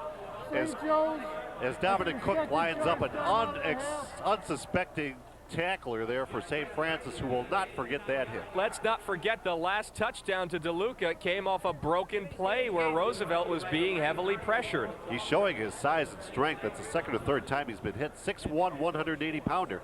Look at the replay, and if you can see number 2 in the maroon jerseys as DeLuca takes this swing pass, it's well set up. Now watch what happens right here. Oh my, oh my, oh boy. Even I felt that one. Oh, what? What a hit. And the elbow might have gotten up a little bit. Just a little bit of an elbow, maybe two, that might have drawn a flag. But watch again. Let's just see this. Let's do this again. There it is. Player knocked off stride, and everybody at St. Joe's side saying, yeah, let's do some more of that. Finally, they bring DeLuca down. But with 51 seconds left. Let me try to, we're going to get one more look here. Let me try to choreograph this. What? Yes, sir. That's the shoulder pad and a little bit of the elbow to boot from Dominic Cook, who really was enjoying that hit. Well, they take the ball down at about the 35-yard line. 1st and 10, 51 seconds left. I don't know how you stop this offense. I don't know if you can. Well, if anybody's trying to figure it out, it's Coach Jerry Smith. He's got a lot of work to do at halftime. Unfortunately, what happens is you look at the St. Francis cheerleaders there. Unfortunately, what happens is high school players, just like professionals, just like college-level players, they lose momentum. The air comes out of the balloon, and boy, it's hard to get anything going after that happens, and it's happened. Roosevelt has 50 seconds with which to work. Pressure from behind, loses the football. Still loose. It's recovered by St. Joe's, and in the NFL, that would invoke a tuck rule discussion. Well, a sack anyway on the play. You're right, Steve. It might have brought up some more discussion. But that's the first time they really got to Roosevelt and put a serious enough hit on that he wasn't able to complete his throwing motion. Jeff Papia recovers the football for St. Joe's, one of those Trench Trophy nominees. Let's see who gets there. And coming from the outside, 61 defensively. That's Pat Garvin. And a loss, pretty good loss of 7 yards. That's the first major setback they've been dealt. Clock rolling, 10 seconds and counting. Roosevelt, this could be the last play of the half. Being pressured and chased by Steve Miller. He's flying like an eagle and out of bounds with 1 second left on the clock. Now, how did he know that he was going to get out of bounds with 1 second left? How did he know that? That's impressive. He picks up the first down, which is impressive. He shows his athletic ability. And he's saying, I've got 1 second. I want to do something with it. I want to take another shot at the end zone. I'm not sure the coaches will let him. But Naaman Roosevelt outran the defense and got the corner. Again, nothing but impressed with his athletic ability. He is something. And Steve Miller was trying to take the right angle. You like that? That was the third song reference of the half, Frank. It's pretty good. You are on a roll here. They're saying third down instead of first down, so maybe he didn't quite get the marker. All right, well, 3rd and 1, 1 second. So it's really a moot point, Frank. This is the last play of the half.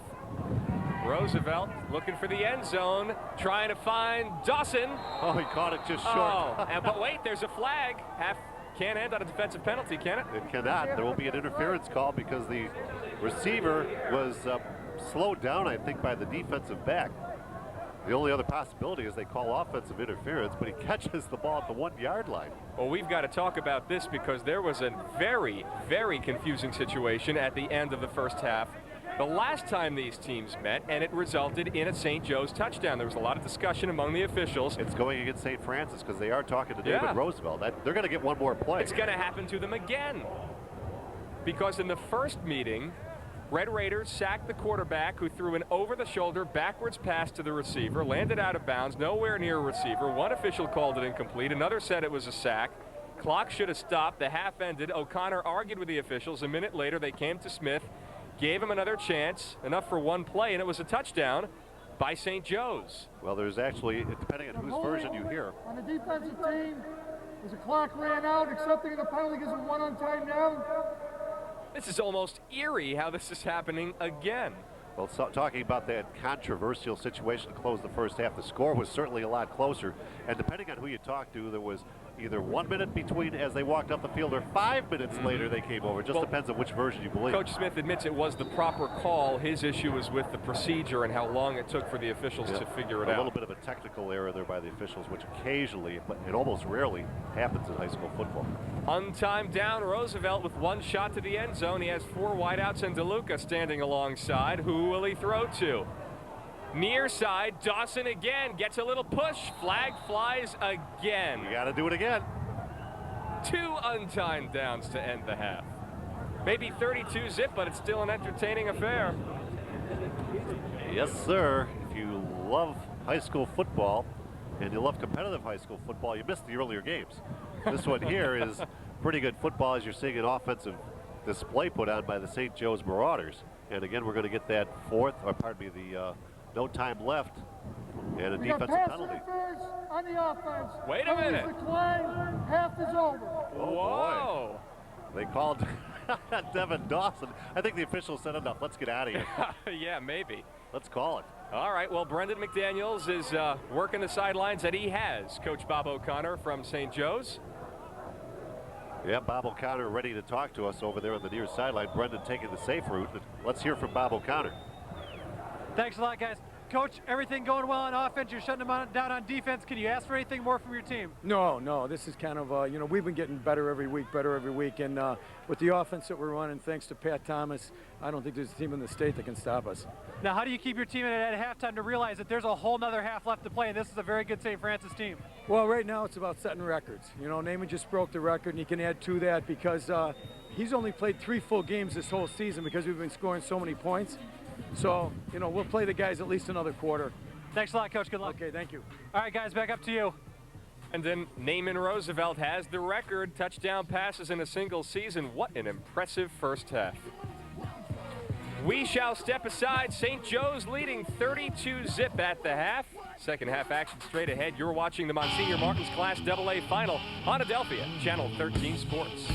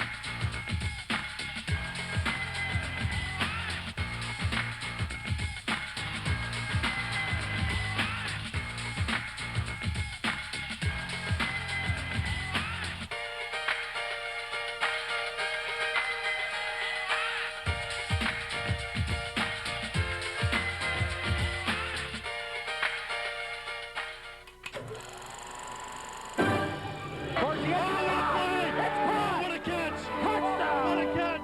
Fumbles the football. It's loose on the carpet. You're kidding me. Oh, my God. Everyone, I'm Walter John Sears, along with my good friend and colleague Frank Stewart.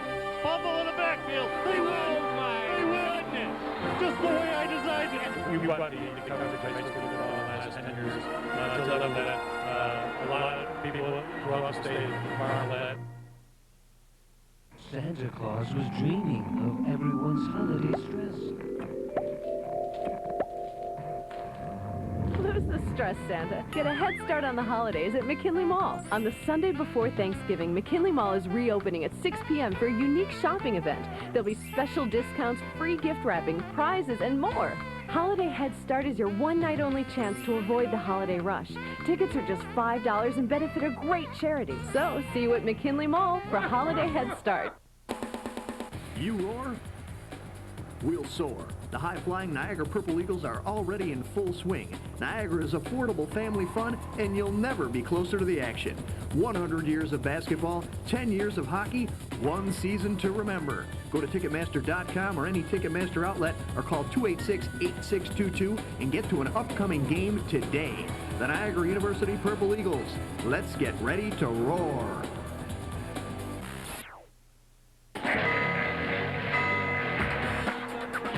Hey Buffalo, I'm Baby Joe Macy, and you're watching Adelphia 813.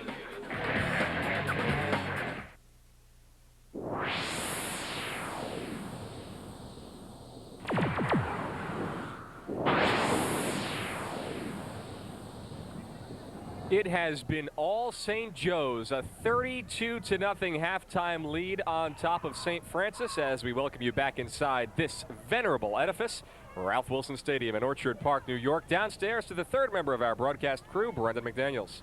Thanks a lot, guys. I had a chance to talk to Jerry Smith, the head coach of St. Francis, coming out of the locker room. Very spirited for the Red Raiders as they came out of the locker room. I said to Jerry Smith, what did you say to your guys at halftime? And he said, very simply, I told them that they have to have the passion to play in this game. Don't come out wide-eyed because of the score. Go out, have the passion to play because you want to. He said, look inside your heart, check your heart, and come out here and play because you want to, and you want to make this change. You want to change the second half and go out and do it. So let's see how St. Francis responds. Certainly the team was very upbeat coming out of the locker room, so let's see if that reflects on the field, guys. All right, Brendan, thank you. And as we take it back up here to the booth, and Steve Flemish alongside Frank Stewart. Frank, we talked with Coach Smith earlier in the week, and he told us their second half comeback in the first meeting between these two teams, although it was a losing effort, their second half was phenomenal, and it really epitomized their ability to hang in there. Well, I think you're right. He did take pains, actually, to tell us a little bit more about that because the score was close, but they trailed at halftime, and they really turned it on in the second half. He's certainly looking to draw on that previous experience here and play to the players' emotions. They're young enough.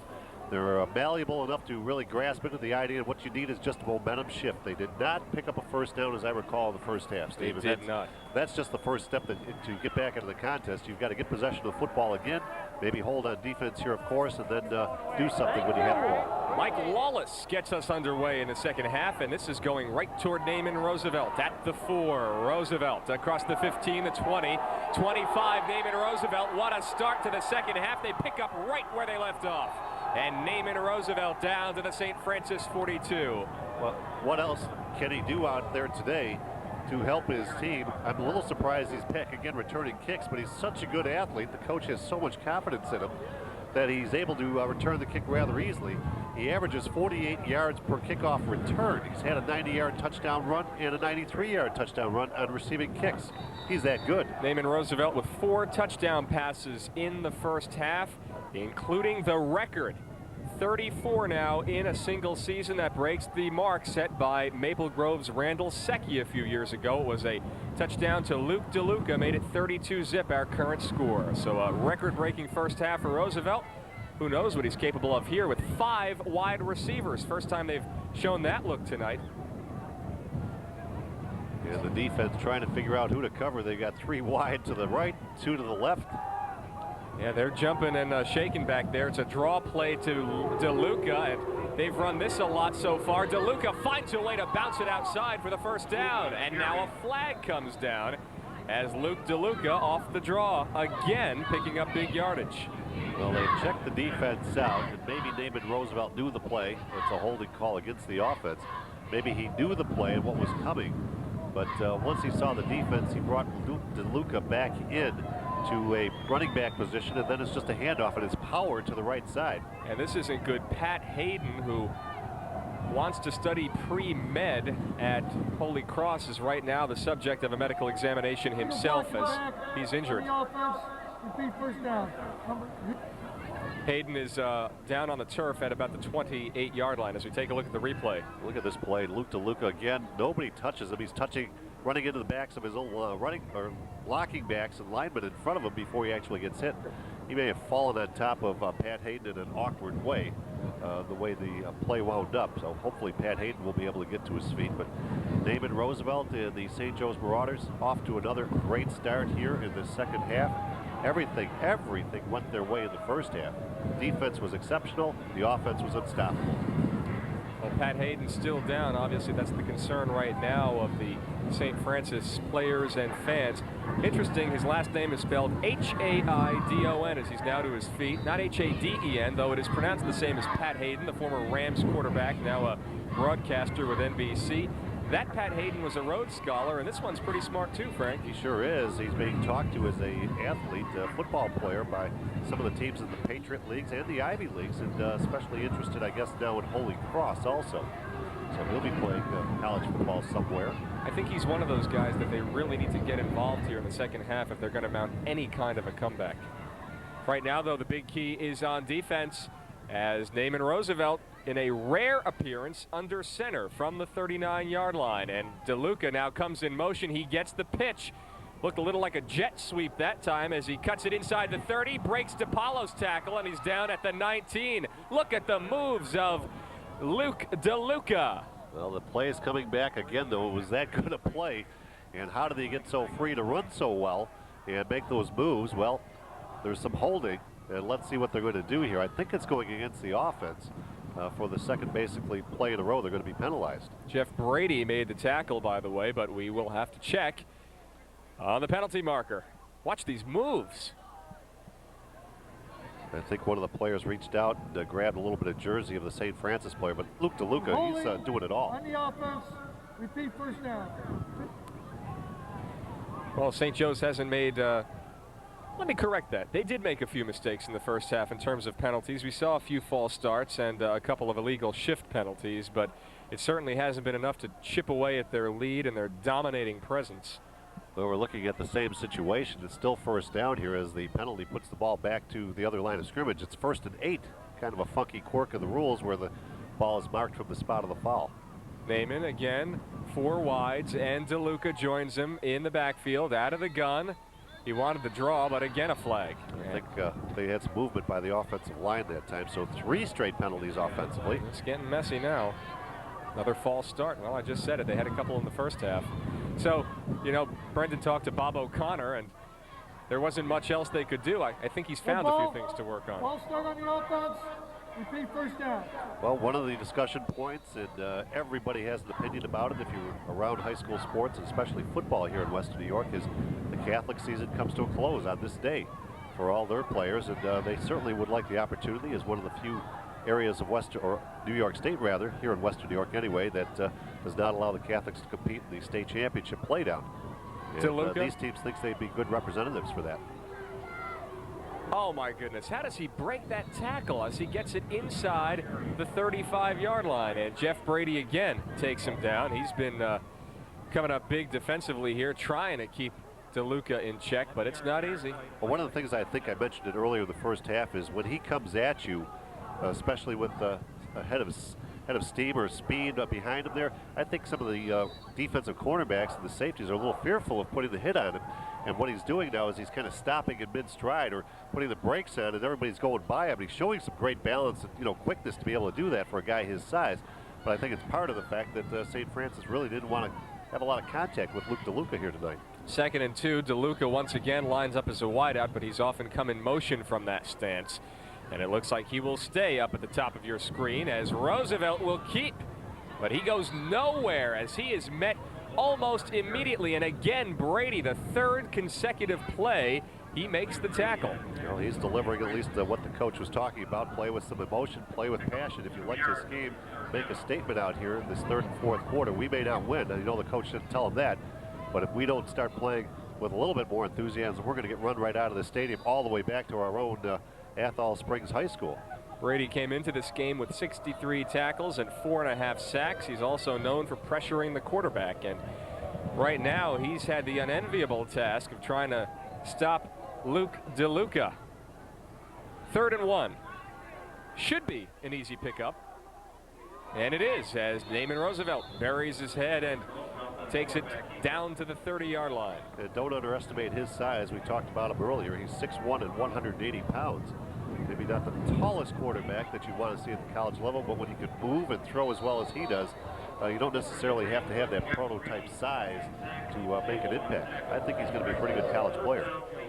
Here's the replay, and you just see his strength running behind the offensive line there for St. Joe's, and can't avoid talking about those guys. You got Papia, Steinwald, and look Logan, who's in the middle, by the way, making the tackle. Piazza and Companion.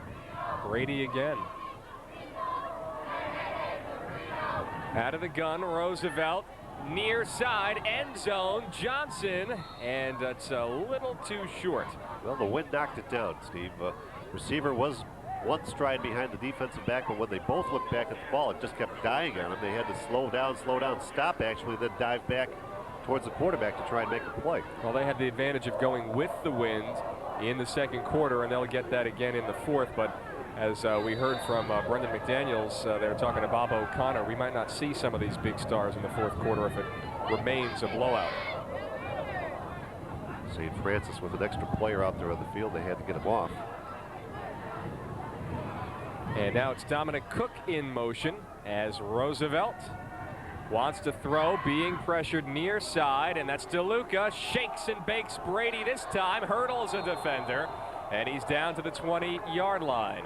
And the tackle is made there by number 17, Chaz Davis, much maligned on a number of special teams plays. Davis didn't shy away from the contact this time. He got down way low and took DeLuca's legs out. DeLuca tried to jump over the tackle. Again, a well-called and well-timed play. You know, you get the pressure coming, the lineman block temporarily, then release out the block out in front of the screen pass, and look at that. Shoulder pad into the legs of the running back, and that's how you break it down. Walt, oh my goodness, I almost called you Walt. That's all right. Frank, is it on the me? list? You're compiling a list over there, Absolutely. aren't you? And then you'll be meeting with Rick Carnath later in the week, our coordinating producer, executive producer, excuse me. Is it me or are the lights flickering in here? That's you. You didn't notice that? I did not notice that. First down. It's pretty close. Did you see that? All right, our spotter, Steve Atkins, he saw it. Definitely a flicker. I blinked at the right time, so I don't see it. Oh, you know, the master of the excuse. Well, they're about, what, just about the length of the football shy of the first down. Third down, 2-down territory for them. They certainly wouldn't want to try a field goal here. They'd probably try to have the quarterback again, Naaman Roosevelt, run that quarterback keeper. The safest play in any high school, college, and professional ranks is the quarterback sneak. I expect we'll see it here. Keep the drive alive, keep the clock moving. And the celebration would begin. Well, some of those fans down there for St. Joe's have already begun the celebration. We saw them tearing up a St. Francis banner at halftime. I guess that must be sweet for them to be dominating and having beaten this team once already this year, this bitter rivalry in Monsignor Martin. There's the quarterback sneak as expected. But St. Francis has gone to this game 6 straight times, as I recall from our conversation with head coach Jerry Smith. Yeah, I'm not used to seeing them on the visiting sideline. And there is home Smith. team for this game was St. Joe's, based on their early season victory. Kind of the top seed in the tournament play down here to get to this game.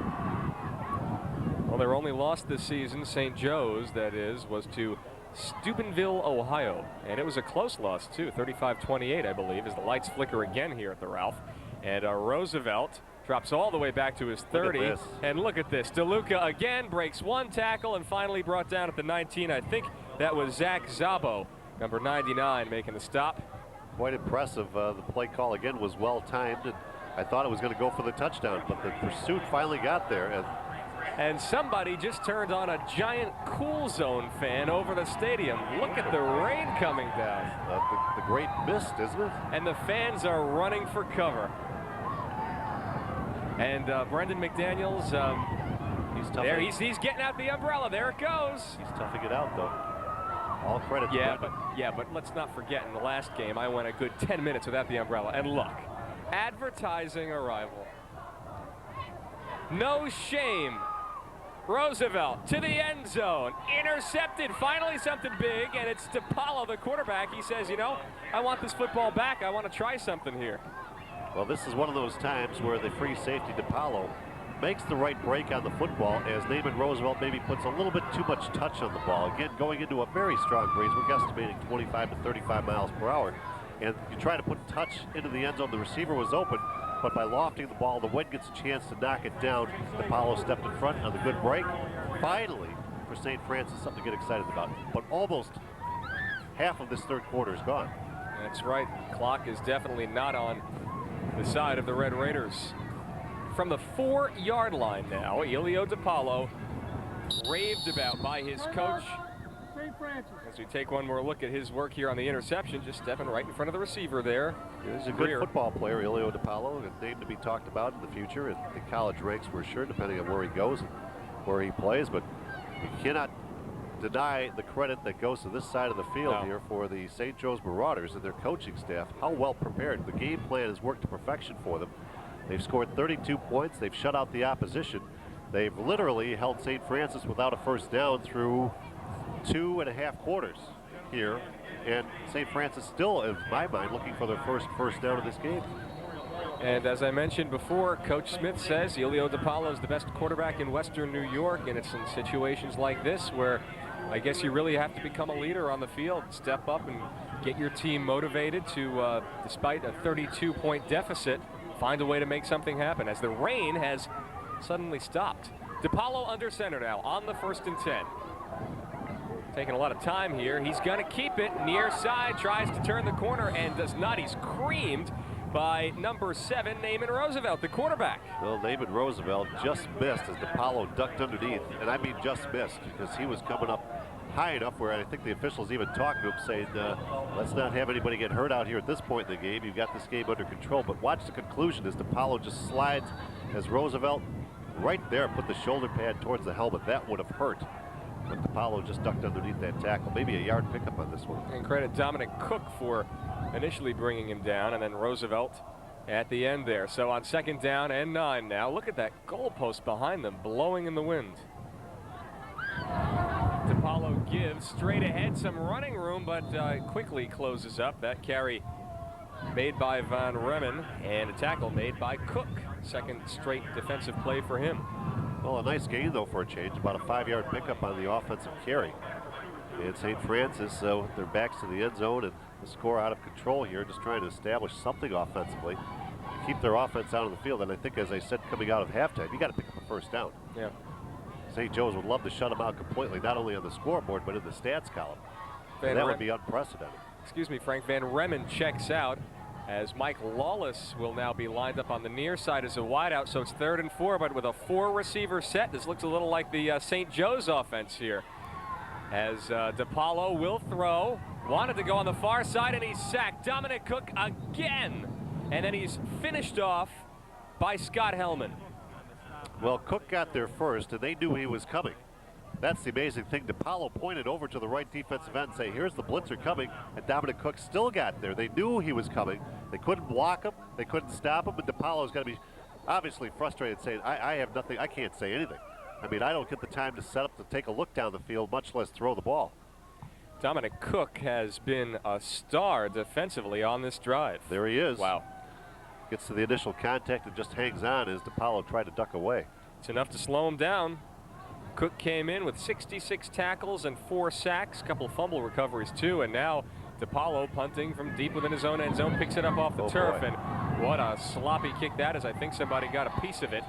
And once again, they've given a gift to Naaman Roosevelt and the St. Joe's offense. They'll take over at about the 26-yard line of St. Francis. Well, they did not pressure him to the point of getting a block or a deflection or any of that. They just controlled you know, where he was going to kick from, and I really think this is the case where DiPaolo took his eye off the ball.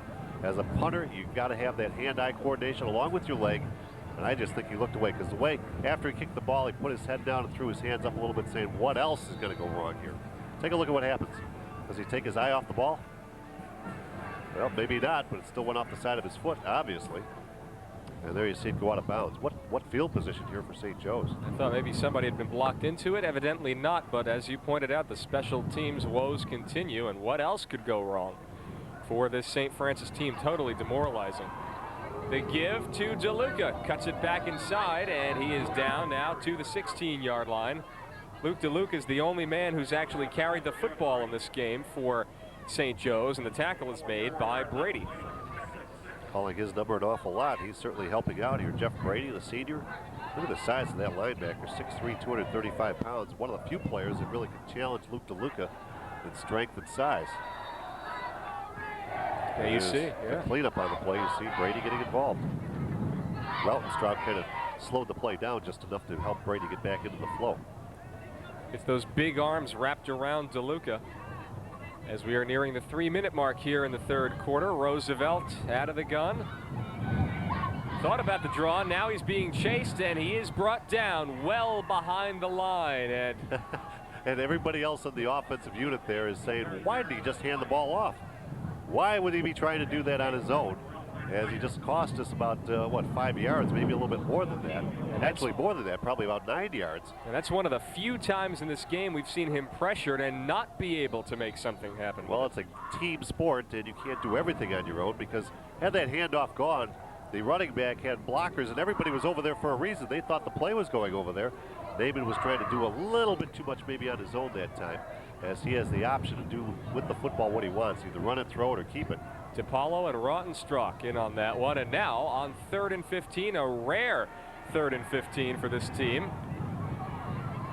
Dominic Cook goes nowhere. And look who it is. Mr. Brady, number 6. Well, one guy hasn't quit for St. Francis, and that is Brady. He saw the play developing. They don't have DeLuca out there as that option on the screen pass, but instead they go to Dominic Cook this time, and you'd think that would upset the defense, but Brady read it right, stepped right into the play as they read Naaman Roosevelt's casual walk back there, and then look at this, Brady's right at top, and a big loss on the play.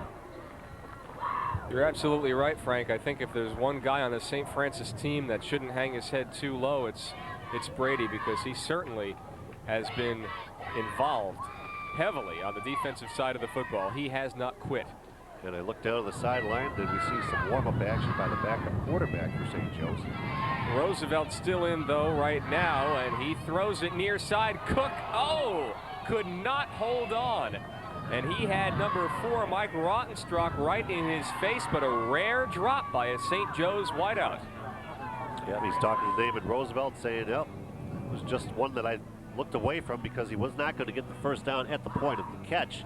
He had to do something with it afterwards, and I don't think he was thinking about catching the ball first. He might have looked away just at the last second, and it popped away. And he knows it. Not the quarterback's fault. That's what he was saying to Roosevelt.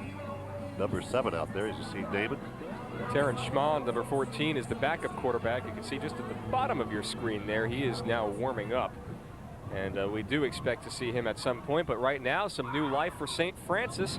Lawless coming in motion as the rush is on again. DiPaolo breaks a couple of would-be tackles, cuts it back inside, still alive, and he's brought down about a half yard beyond the line of scrimmage. So an awful lot of running, Frank, for about a half a yard. Yeah, he runs 20 yards to pick up 1 on the stats column, and that shows you a pretty good athletic play on his part, because St. Joe's, their linebackers are quick. DiPaolo's quick, but they're able to run with them. This time he just outran him just enough to get away from the pressure. As you look at it again, here comes Dominic Cook. That's a miss. Number 44 on the chase. That's a miss. Scott Hillman missed, and then of course the rest of the team gets involved. And Cook gets him back. DiPaolo gives. Van Remmen breaks one tackle and turns the corner, and he's going to be within about 2 yards of the first down. And I think right now you take baby steps, really, if you're the St. Francis offense. And first down would be the first step. And you're right, and we're going to come to the close of this third quarter without another play being run. And St. Francis didn't get much done in the third quarter. St. Joe's did what they had to do. They held on to their big lead. But St. Francis is going to have to go into the wind in the fourth quarter as we'll switch sides and come back. 12 minutes remain. It's St. Joe's 32, St. Francis nothing. You're watching the Monsignor Martin Class AA Final on Adelphia, Channel 13 Sports.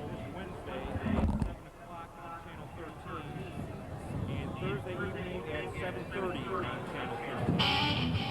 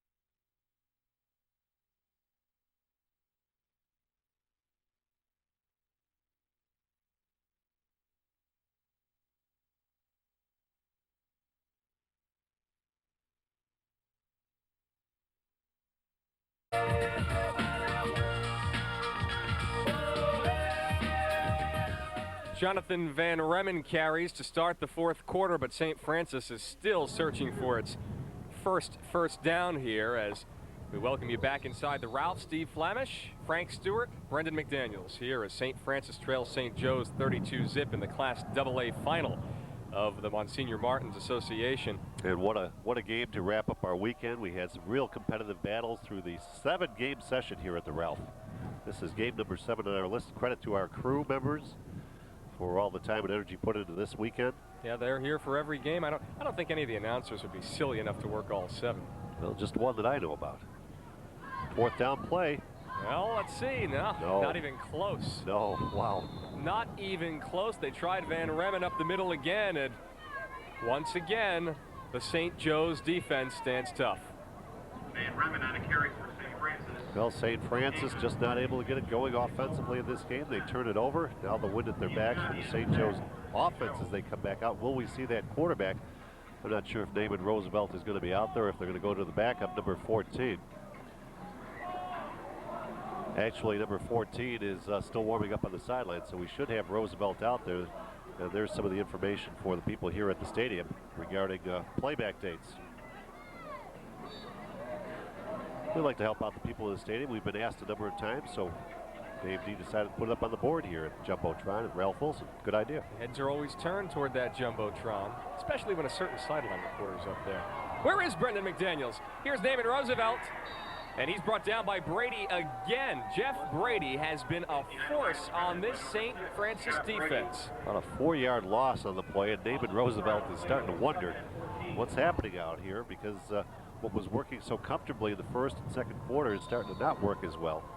And you always have to be worried about Naaman Roosevelt here in this fourth quarter. You don't want to certainly have him get injured in any way. And I know Bob O'Connor said that they'd be going to a lot of substitutes as the game progressed here. I would expect after this drive we'll see a lot of substitutes in the game for St. Joe's. So Roosevelt, as usual, with 4 wide receivers and DeLuca. And the motion man is Greer, number 8. Looking that way, now back to the other side, slings it, it's caught, and then a nice tackle. Johnny on the spot is Chaz Davis. Good catch, as you said, number 6. They're getting this one to Demario Johnson. I believe it's the second catch of the game, but again, I am totally impressed with the arm strength of Naaman Roosevelt. Under duress, a rusher coming, he's a little bit off balance, rolling to his left side, throwing with the right arm. Everybody knows that's tough to do at all levels of high school, college, and professional football. Watch this, and he puts it on the mark. You see that? And right in front of the defensive back who closed quickly on the play. I like the arm strength. And Davis was right there and did a nice job to wrap him up, take him down on his own. So now 3rd down and call it 3 for St. Joe's. Roosevelt under center, that's a rarity. Gives to DeLuca, that's not. And he's going to be just short, I think, Frank. He needed the 30-yard line, and it looks like that's going to be maybe by about the nose of the football short. You can see where the official is standing, and it is clearly behind or Well, since they're in St. Francis territory in front of the 30-yard line. And there's your buddy. Guess who? Yeah, there's your buddy. Jeff Brady making the stop. Jeff Brady continuing to give his all out there. Jerry Smith across the way, flashing defensive signals. 4th down, 4th and a yard. And as we talked a couple of times in the second half, the easiest play to complete a first down in this situation is let the quarterback keep it. That's what he did once before. Burrow into the defense and see if he can get that yard. Will he try it the second time? No. They're going to let somebody else burrow into the defense, and he does have the first down. It's Dominic Cook on a rare rushing play, and the tackle is made by Ilio DiPaolo. Well, the first down, though, and that takes us down to 8:30 left. Jerry Smith shaking his head, saying, wow, this team is just too good for us today. Well, I think at this point the win may be far out of reach, but maybe for St. Francis just to put up some points and be able to say they were not shut out. Yeah, DeLuca had the lead block that opened up the hole just enough for Cook to slide in behind him and get the first down. Well, when St. Francis has lost this season, they were pretty well handled by those bigger schools, though Coach Smith didn't think they were overly manhandled. As Roosevelt will throw here, has his man, it's DeLuca, first down inside the 20. It's just so easy. They come up because they think Roosevelt may keep the ball and roll out on his own and run with the football, and instead he just pulls back, and DeLuca, kind of the lead blocker, becomes the receiver, and he's by himself. And refreshing to see Pat Hayden made the stop that time. We saw him go down in the 3rd quarter to an injury. He is back on the field and comes up with a defensive stop there. Look at the replay one more time as you see he rolls out, then checks to see what the option possibilities are. The option in his favor is to throw the football. And again, he puts it right on the numbers. Perfect. And there he is, Hayden. And now Roosevelt being pressured again. He's great in these situations. He's going to do it himself. And Rottenstruck escorts him out inside the 10. You would like to stay inside in bounds anyway to keep the clock moving, but you know, he was also looking at the chains there on the first down marker. Got pretty close to it. He's going to be a little bit short at the 10-yard line. One thing I notice, he always knows where the first down marker is. And he looks like he's a little exhausted at this point, but Bob O'Connor says stay out there. Let's see if we can get another touchdown yet this game. And just a reminder to our viewers, on December 4th, for everybody interested in Coach Paul Fitzpatrick's retirement party, check it out at the Iron Workers Hall in West Seneca, 12 till 5 on Sunday, December 4th. See Frank Stewart for tickets. No way. Roosevelt to the end zone, and it bounces off the turf. He had 2 potential receivers, and once before that was a problem for them, you'll recall, Frank, when 2 guys sort of got in each other's way and wound up dropping a touchdown. Yeah, it's tough to tell who that was actually intended to, but David Roosevelt's talking to both receivers as they come back to the huddle and say, why are you guys together like that? You want me to hit you, you got to tell me, you know, which one wants the ball at that moment. I can hit you, but if you're both in the same area, it's a little bit confusing. 7:01 on the clock. By the way, just a note here as we look at this play, we may be running a little bit short of telecast time here because of the length and a lot of offense in this game. Roosevelt is stopped, and that's not something you see too often, as that time it was Brady and also number 44, Brian Haas for St. Francis. 4th down coming up. And a terrific weekend of football here. This one, as we said, we may have to cut just a little bit short with the score and the game well determined. Back in the first half, it was over. Yeah, it really was, Frank. This game got real ugly real quick. It was 12-0 first quarter, and then 20, I believe it was 20 to nothing outscored in the second quarter for this big 32-0 lead. Roosevelt with DeLuca coming in motion behind him, turns around and pitches it that way. He hurdles one defender, eyeing the end zone, and he won't get there, but certainly a nice highlight reel hurdle there as he gets it down to the 5-yard line, and the tackle is made by number 1, Brent Titus. Titus also with good size, 6'3", 225-pounder, and he was willing to take on DeLuca that time. Although DeLuca showed great athleticism, leaping over the tackle that would have stopped him shy of the first down right there. And again, better tackling would have made a difference here for St. Francis, in my opinion anyway. And finally they wrap him up at the 5. First and goal for Naaman Roosevelt and St. Joe's. All of their regulars are still in, and now he steps up under center, maybe changing the play here. He's been known to do that. He's going to throw, wants the end zone, forced to run outside, gets rid of it, and it's caught for the touchdown. A great adjustment catch in the corner of the end zone for Demario Johnson, who makes the reception on the 5-yard touchdown. Naaman Roosevelt shows like he's going to run for the corner. It brings the, what happens is that he brings the defensive corners up to him, but still there was no room to put that football. He throws it on the backside of the receiver's hands. Johnson, or was it Cook, comes up with the football. Great reception. I thought it was number 6 who made the catch. I actually thought it was Johnson as well. We'll get another look at it in a moment here. Our spotter says number 6, so that's what we're going with. Mario Johnson with the reception. Well, if so, it would be his first touchdown catch of the day. Greer rather has had 2. Yeah, the extra point was good to foul this play. Just look again at the adjustment by the receiver as Naaman Roosevelt throws, and you see what a catch. And Cook was putting the arms up. That's why we got his number a little confused. And a nice job by our spotter, Steve Atkins, picking out number 6, Demario Johnson there. Indeed, he comes down with his first touchdown catch of the day. So make it 1 for Johnson, 2 for Greer, 1 for Cook, and 2 for DeLuca, one of those on the ground. And we check in downstairs with Brendan. All right, guys, thanks a lot. I'm down here on the St. Joe side. These guys have been crazy all game long.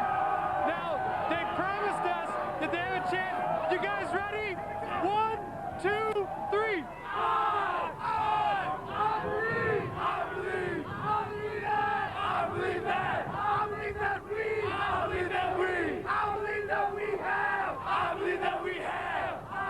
That we have one. I believe that we have one. I believe that we have one. I believe that we have one. I believe that we have one. I believe that we have one. I believe that we have one. I believe that we have one. Maestro, Brendan McDaniels, mastering the Steve Flemish art of gratuitous fan involvement. And yet another special teams miscue as DePaulo unable to handle that kickoff. How about Demario Johnson's work in this game? He hasn't caught a lot of passes, but he made a terrific catch in the last one. 5'8", 152-pound junior. He will be back next year. And with Cook, a formidable team, they're looking at the Monsignor Martin Association one more time next year for St. Joe's. And Brendan with a nice job, but I have to say, I haven't seen you signing any autographs down there. Here we go. He's pulling out the pen. I have my autograph session after the game, guys. I've got such a big crowd over here that these St. Joe's fans have now become my best friends. After the game, they're going to treat me to a little steak dinner. I've already had one already today, but they're going to take me out somewhere nice, sign a little autographs. We're going to get a turkey dinner afterwards. So see, there you go, guys. I've got a fan club for life now. Turkey, steak, lobster. What else do you want down there? I think Brendan's been out in the elements just a little too long. I think so, too. Remember, he was holding his hand up to his ear because the wind was bothering him? He just wanted to show off those new gloves he bought yesterday for this telecast. He stopped putting his hand up there for the last couple of notes from the sideline. He's taking a snifter of something down there right now. We hope it's water. It is. DePaulo in trouble, pulled down by the jersey, but about 10 yards away from the play was what may have been something of a questionable hit as number 51 for St. Francis there, Joey Hollenbeck, telling the official, no, I didn't do anything wrong, as he rifled a St. Joe's player down to the ground. But for DePaulo, he just has not enjoyed good blocking from his offensive line today. Steve, just amazing here. And again, I'm not totally certain, because I haven't been totally certain since the first quarter, if St. Francis has a first down officially in this game. This is their best chance, 3rd and a yard. I mean, they really, really have been shut down by the St. Joe's defense. Not only on the scoreboard, that's a shutout, but if you shut them down without a first down for a game, unbelievable. That's pretty bad. Well, they have it, and it's Van Remmen who has that first down up to the 40-yard line. So it's an 11-yard gain for number 21, and it was he who just kept getting stuffed at the line throughout the first half and much of the third quarter, but here he breaks the proverbial ice. Yeah, finally, if it is indeed the first, and I think it is, a nice run, good blocking up the middle of the field. Maybe a couple of players who don't normally start in the game now as DeLuca makes the tackle that time, as Bob O'Connor's gone to the sideline to pull in some players that normally wouldn't get a lot of playing time at this point. Why not? I mean, you've got this game well in hand and give everybody a chance to play at the stadium here. All right, this offensive set looks very much like one St. Joe's runs, as that pass is incomplete. And, you know, I think this might be a case of nerves here, Frank. It's just, you pointed it out at halftime, when you lose so much momentum, even though they just had that first down, it's tough to get it back, and Fabor unable to haul that one in. Well, you see the pressure coming from Cook, and that maybe hurries the throw just a little bit. And Delano Fabor turned, and the ball was on his hands faster than he was expecting it, and went right through his hands, actually. And you say to yourself, catchable ball, but if you're down there and you turn and you're spinning and the wind is blowing and all of that, it's hard to say. High school is high school. Good point. Occasionally I come up with one. Once. Not often. Oh, boy. Once in a blue moon. Oh, boy. Who just walked into the booth? The man. Oh, it's our executive producer, Rick Carnath. Make sure your tie is straight there. As DiPaolo gives, it's Van Remmen to the 45, and he stopped there. So he had that first down just 2 plays ago, and they go right back to him. You see a little, there's a little blood on that jersey. Tackle made by number 2, Dominic Cook. Physical game out here. Excuse me, I beg your pardon, number 22, Anthony Biagiotti. A physical game for both sides, and as I said, Coach O'Connor going with some backup players now. Why not? What's that pink piece of paper the boss just handed you? Slip? Is that what you're trying to say? Is that what you mean? Well, I'm waiting for the snappy retort you were playing. No. I was occupied with something else at the moment. Oh, okay. DiPaolo with a lot of options. Can he find one? He does. The first big pass play of the game, and it's hauled in by Fabor. And it gets St. Francis down to the 27-yard line. Tackle made by number 8, Greer, for St. Joe's.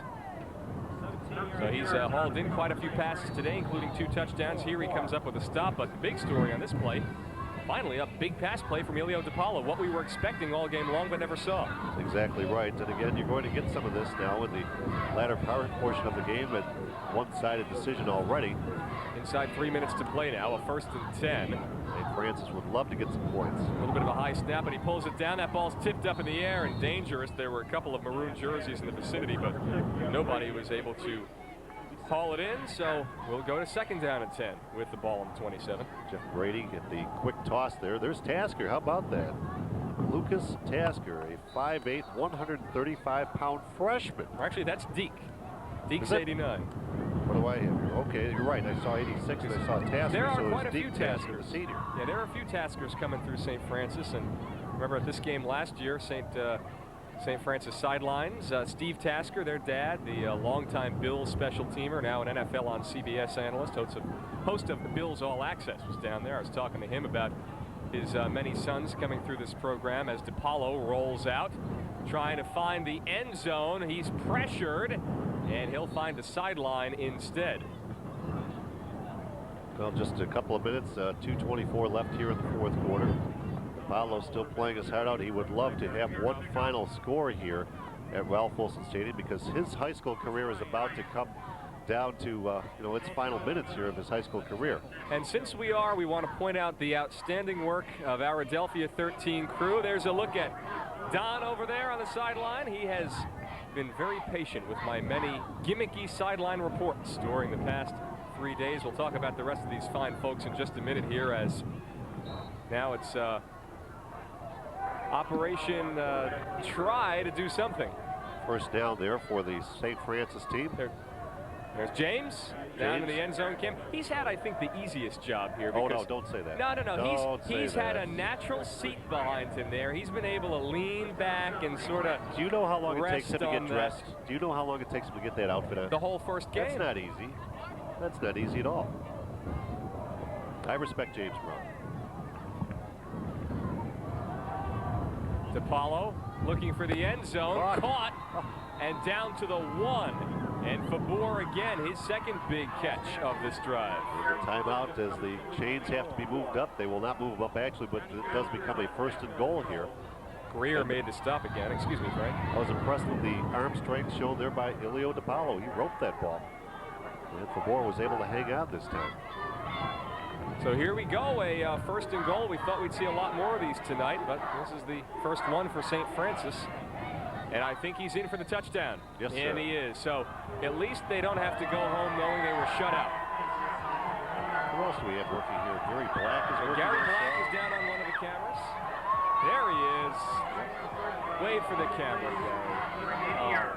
Eric is in the van, I believe. Well, Eric's out there. Leo Sinise, Dave D, obviously our producer-director. Francine Willie is H, here. Francine, Stacy's run camera, Steve. Steve is here, that's right. I know I'm forgetting somebody. Eric, yeah. Full mentioned him complement on of the players. graphics. Full complement of crew members, I should say here. Well, they are like players. You know, we have a cohesive team. Steve, over the years, we've run into a lot of people, maybe you haven't had that experience yet, that have watched these games over the years and nothing short of impressed with the production values that come out of these games. It's really fun to watch. And that is no good. Wide to the right on the point after attempt by Lawless. So 39-6 is the score with 1.5 minutes to go. And there you see on the St. Joe's sideline, they're trying to get those fans up to celebrate what will be a huge win for them. That's Matt Piazza, number 52, you saw a moment ago. As we take a look back at the touchdown there, some window dressing points for St. Francis. Well, it's something for Leo DiPaolo, as we said. You know, he's not going to want to remember the game, but he'll remember the touchdown. In his last game as a high school senior at St. Francis, and certainly he's made their program a lot better than it was a number of years ago. They've always had pretty good quarterbacks, but he's certainly been a big contributor as they've traveled literally throughout Ohio, Pennsylvania, playing some of the biggest schools in the country. Well, you know, Coach Smith told us that they don't, like many coaches do, they don't try to figure out, okay, how can we run our system with these guys? They really tailor their systems around the players they have. And you can bet next season, with whatever group of players he has, he'll find a way to get them ready and competitive. And I'll tell you what, I am already looking forward to the rematch next year. That'll be one fun football game. They can't forget about the other teams, though. Time and St. Jude losing their coach. There'll be a new coach at Time and St. Jude next year. Canisius, always tough in this 4-team league in the AA level of senior Martin play. And it's always been competitive. St. Francis has dominated the last few years, but you know, these teams, they carry their competition to other sports too. Basketball is a big deal. Hockey's a big deal. The kick by Lawless. Fielded by Cook at the 15. He's not sitting on the sideline. He's still trying to make plays, and he is still alive here. Not anymore. Down at the 16. Well, he thought about going out of bounds and said, no, this is my final game of the year here as well. I might as well try to do something exciting with it. And Steve Miller making the stop there. Brendan McDaniels, let's check back with you. Thanks a lot, guys. Well, you always hear us talk about nobody else covers high school sports like Adelphia Channel 13, and that is certainly true. We've been here today for the 2-month Senior Martin games. We're also here on Friday for the C and D games in Section 6, and Saturday night for the B, A, and AA games. And by the way, our crew, who, as we said, you heard all the crew, we only have about 8 to 10 crew that work very hard behind the camera on these productions. Also had to work in 2 Sabres productions during the weekend too. So you're talking about 7 high school football games, 2 Sabres games, and all doing that on a very short staff. Kudos to our crew for doing that. You take a look at us, and when you see us on camera, me, Frank Stewart, Steve Flemish, Walt Sears, Mark Collins, we have the easy job compared to these guys. These guys are working in the trenches, and especially with today's elements, how they've been today, it's been unbelievable. Just them trying to keep their cameras in place today. I'll tell you, I know that I'm standing here, I'm having a hard time keeping straight, not being blown away. But for Don Bahar, James Braun, Gary Black, our guys behind the camera, for them to actually have the composure behind those cameras, to keep them upright during the game today is something very amazing that truly can't be shown at home as you take a look at James Braun right now. So kudos to our crew, and of course kudos to our viewers at home. As you see there, that's a perfect example right there with James. That's been happening all game today, guys. Well, Brendan, the right thing to do then on your part would be to share some of that. Was it turkey, steak, or lobster? I would think the crew members would enjoy that a great deal, especially at the conclusion of this one. Tackle made by number 72. Well, you really can't say enough about these guys. And, you know, last night we actually split the crew for the AA telecast, and it still was a fabulous production with Gary Black directing down in the truck, because Dave D and Leo and Willie and Eric, they all ran back to our studios in West Seneca to do that Buffalo Sabres post-game show, which was also a superb production. So an outstanding group behind the scenes. And by the way, if you want to let us know what you think of the fine work of these folks, or maybe request a Frank Stewart signed 8x10 glossy. Hey, Bob O'Connor just got soaked. They got him. He wasn't expecting it. And he got soaked from head to toe. He's going to be drenched in water or Gatorade or something out there, but a big celebration along the near sidelines. Actually, St. Joe's called a timeout, maybe to draw the coach's attention, because why would you call a timeout? I think they're maybe setting him up for the big downpour that came over the top of his head. Could be. Could be. Hey, by the way, though, on a serious note, if you do want to let us know what you think about the production, you can write to Adelphia, Channel 13, and that's at 789 Indian Church Road in West Seneca. So send your fan mail. 14224, by the way, is the zip code for out-of-towners such as myself. A lot of hugs, a lot of handshakes on the near sideline for St. Joe's as Bob O'Connor completes his season here. 10 wins and 1 loss. This is his 25th year as the head coach for St. Joe's. Schmalz is now the quarterback as Roosevelt has wrapped up his day. And we are ticking down here, nearing the 30-second mark in this one. Frank, I think you've still got a mailbox full of fan mail just overflowing back at the stadium, at the station. You're going to want to clear that out. Well, in the offseason, they take the time to read each one personally and respond, of course. But not during the season. It's overwhelming. He also likes to keep a list of who's been naughty and nice on the crew. Oh, you're on the list. I am? Which one? You obviously know the answer to that. There should be no doubt in your mind. Well, wait. You joined Walter John Sears on that same list. Oh, no. Well, I'm sorry. It's true. Well. Hey, we're done here. We are. St. Joe's, go celebrate. They have just won the Class AA Monsignor Martin's Association title, and they do it with a blowout win over St. Francis, 39-6. And in so doing, Naaman Roosevelt breaks the single season touchdown mark, 35 officially, with the last one to Demario Johnson, breaking the mark set by Maple Grove's Randall Secchi. So congratulations to him. A wonderful note to wrap up his senior career, and this entire team enjoying the celebration. There's Naaman Roosevelt. He's standing by with our Brendan McDaniels. Thanks a lot, guys, with Naaman Roosevelt. Naaman, how does it feel to end your high school career with a big win against an arch rival? Oh, it feels great. This was our goal the whole season, win the championship, and we played St. Francis, so that definitely topped it off, playing St. Francis. Now, also, is it doubly nice? I don't know if you know this yet, but you set a Western New York record for most touchdown passes in a season. You also became the 3rd player in Western New York history to pass over 2,000 yards. How nice is that? Oh, it's great. You know, coming in this game, I didn't really think about it that much, but, you know, since I did it, I feel great doing it. Now, taking a look, you got a long road ahead, looking at colleges. What's the process for you like now? I mean, what's the next step for you? Well, I don't know. You know, offers still coming in, so, you know, just looking at my options. All right, and lastly, how nice is this as a senior? Last game, you get a championship. Oh, it's wonderful. Wonderful. I can't explain. It's just great. All right, go ahead and celebrate. Thanks a lot, All right, thanks. Naaman Roosevelt, guys.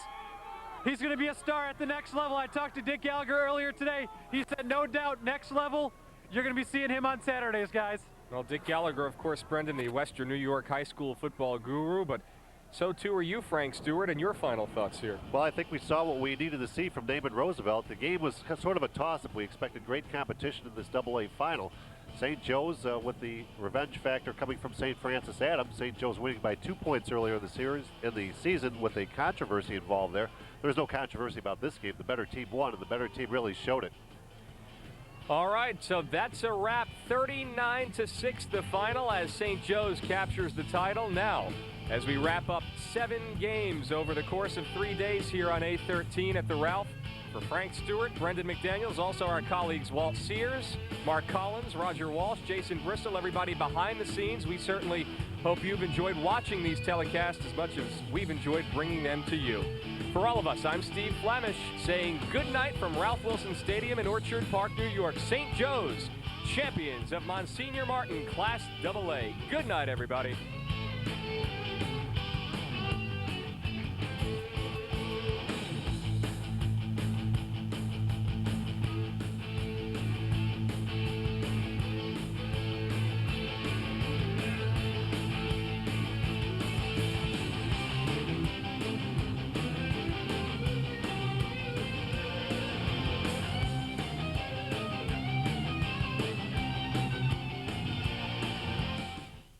that go?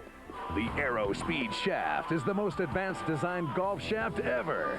With its speed foil design and aircraft wing shape, the world's fastest shaft is designed like a sword to slice through the air like butter, with a shaft tracking system that tracks right into the ball. The Aero Speed Shaft is designed to speed up a person's swing with the airfoiling over the top and bottom of the shaft. Combine either of these inverted heads with the world's fastest shaft, the Aero Speed Shaft. Get ready for the drive of your life. Here's Mr. 59, Al Geiberger. This shaped golf technology will easily add 30 yards to your drive. Man, I gotta have this thing. Thousands of clubs have been sold at $299, and now a limited edition of $99. That's $99. Call now. Don't miss out on your chance to own the world's longest drivers, the Explosion and Super Pro. For over 14 years, the Visiting Nursing Association has been protecting our Western New York community with both influenza and pneumonia shots. Our 2005 campaign runs October 3rd through December 3rd. Proceeds from the campaign supports charity home care at the VNA. To find a local site, contact our website at vna-wny.org or call our flu hotline at 862-3588. Remember, it's time to protect you and your family against influenza and pneumonia. Oh, yeah. Not again! What? I'm gonna drag that satellite dish down the Boulevard of Broken Dreams. This is nothing but a theater of pain. I'm going back to Adelphia, where my pitcher won't be subject to rain, fade, wind, snow, or sleet. Adelphia will always be there. Sweet dreams, satellite! Come back to Adelphia and get $200 for your dish. To order, call 1-866-3-ADELPHIA.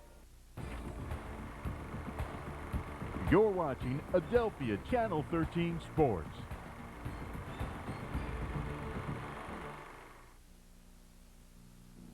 You want to find out about DVR, digital video recording?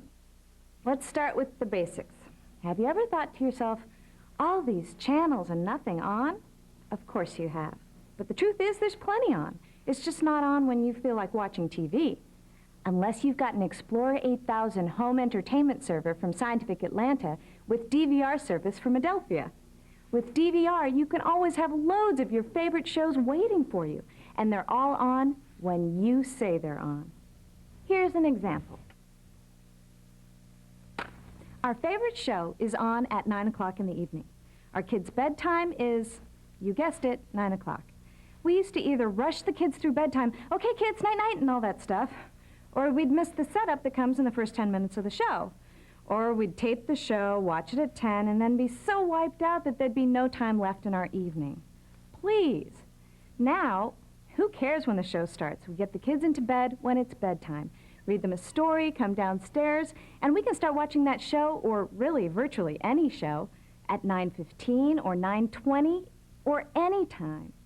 I could watch it in the morning while the kids are at school. The whole TV schedule concept simply doesn't apply anymore. TV waits for me. I just press play when I'm ready. Of course, I can also watch live TV at any time, like now. Oh. Hello? Oh, hi. Hey, can you hold on for a sec? Great. Did you see what we just did? We just paused live TV. The phone rang. I didn't go into that momentary panic of watch the show, answer the phone, watch, answer. I just hit the pause key and answered the phone because TV waits for me. I'm in the middle of telling people about our new DVR setup. Yes, I know I talk about it all the time, but wouldn't you? Hey, can I call you back? Great, bye. So, I press the play button, and the show picks up right where I left off.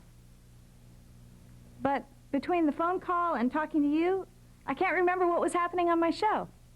No big. The green part of the banner tells me how much of the show is in the buffer. So, I can pause it again, rewind, or fast forward, and play at any point in the buffer. And I just love the instant replay button. It's great for any sports event, You want to see that amazing play again? In the old days, you'd wait to see if the announcer would replay it. Forget that. With DVR, you just press the instant replay button. We also call it the "what did he say" button, because you know how everyone talks really fast on some shows, and we're like, what did he say? Well, press the button once and it goes back just the right amount of time. I'm going to save this show to watch later. I just press the record, and the system will use the program guide to make sure that everything from the time I started watching until the show is scheduled to end will wait for me, whenever I'm ready. Now watch. You can't do that with some other digital video recorders. Change channels while you're recording.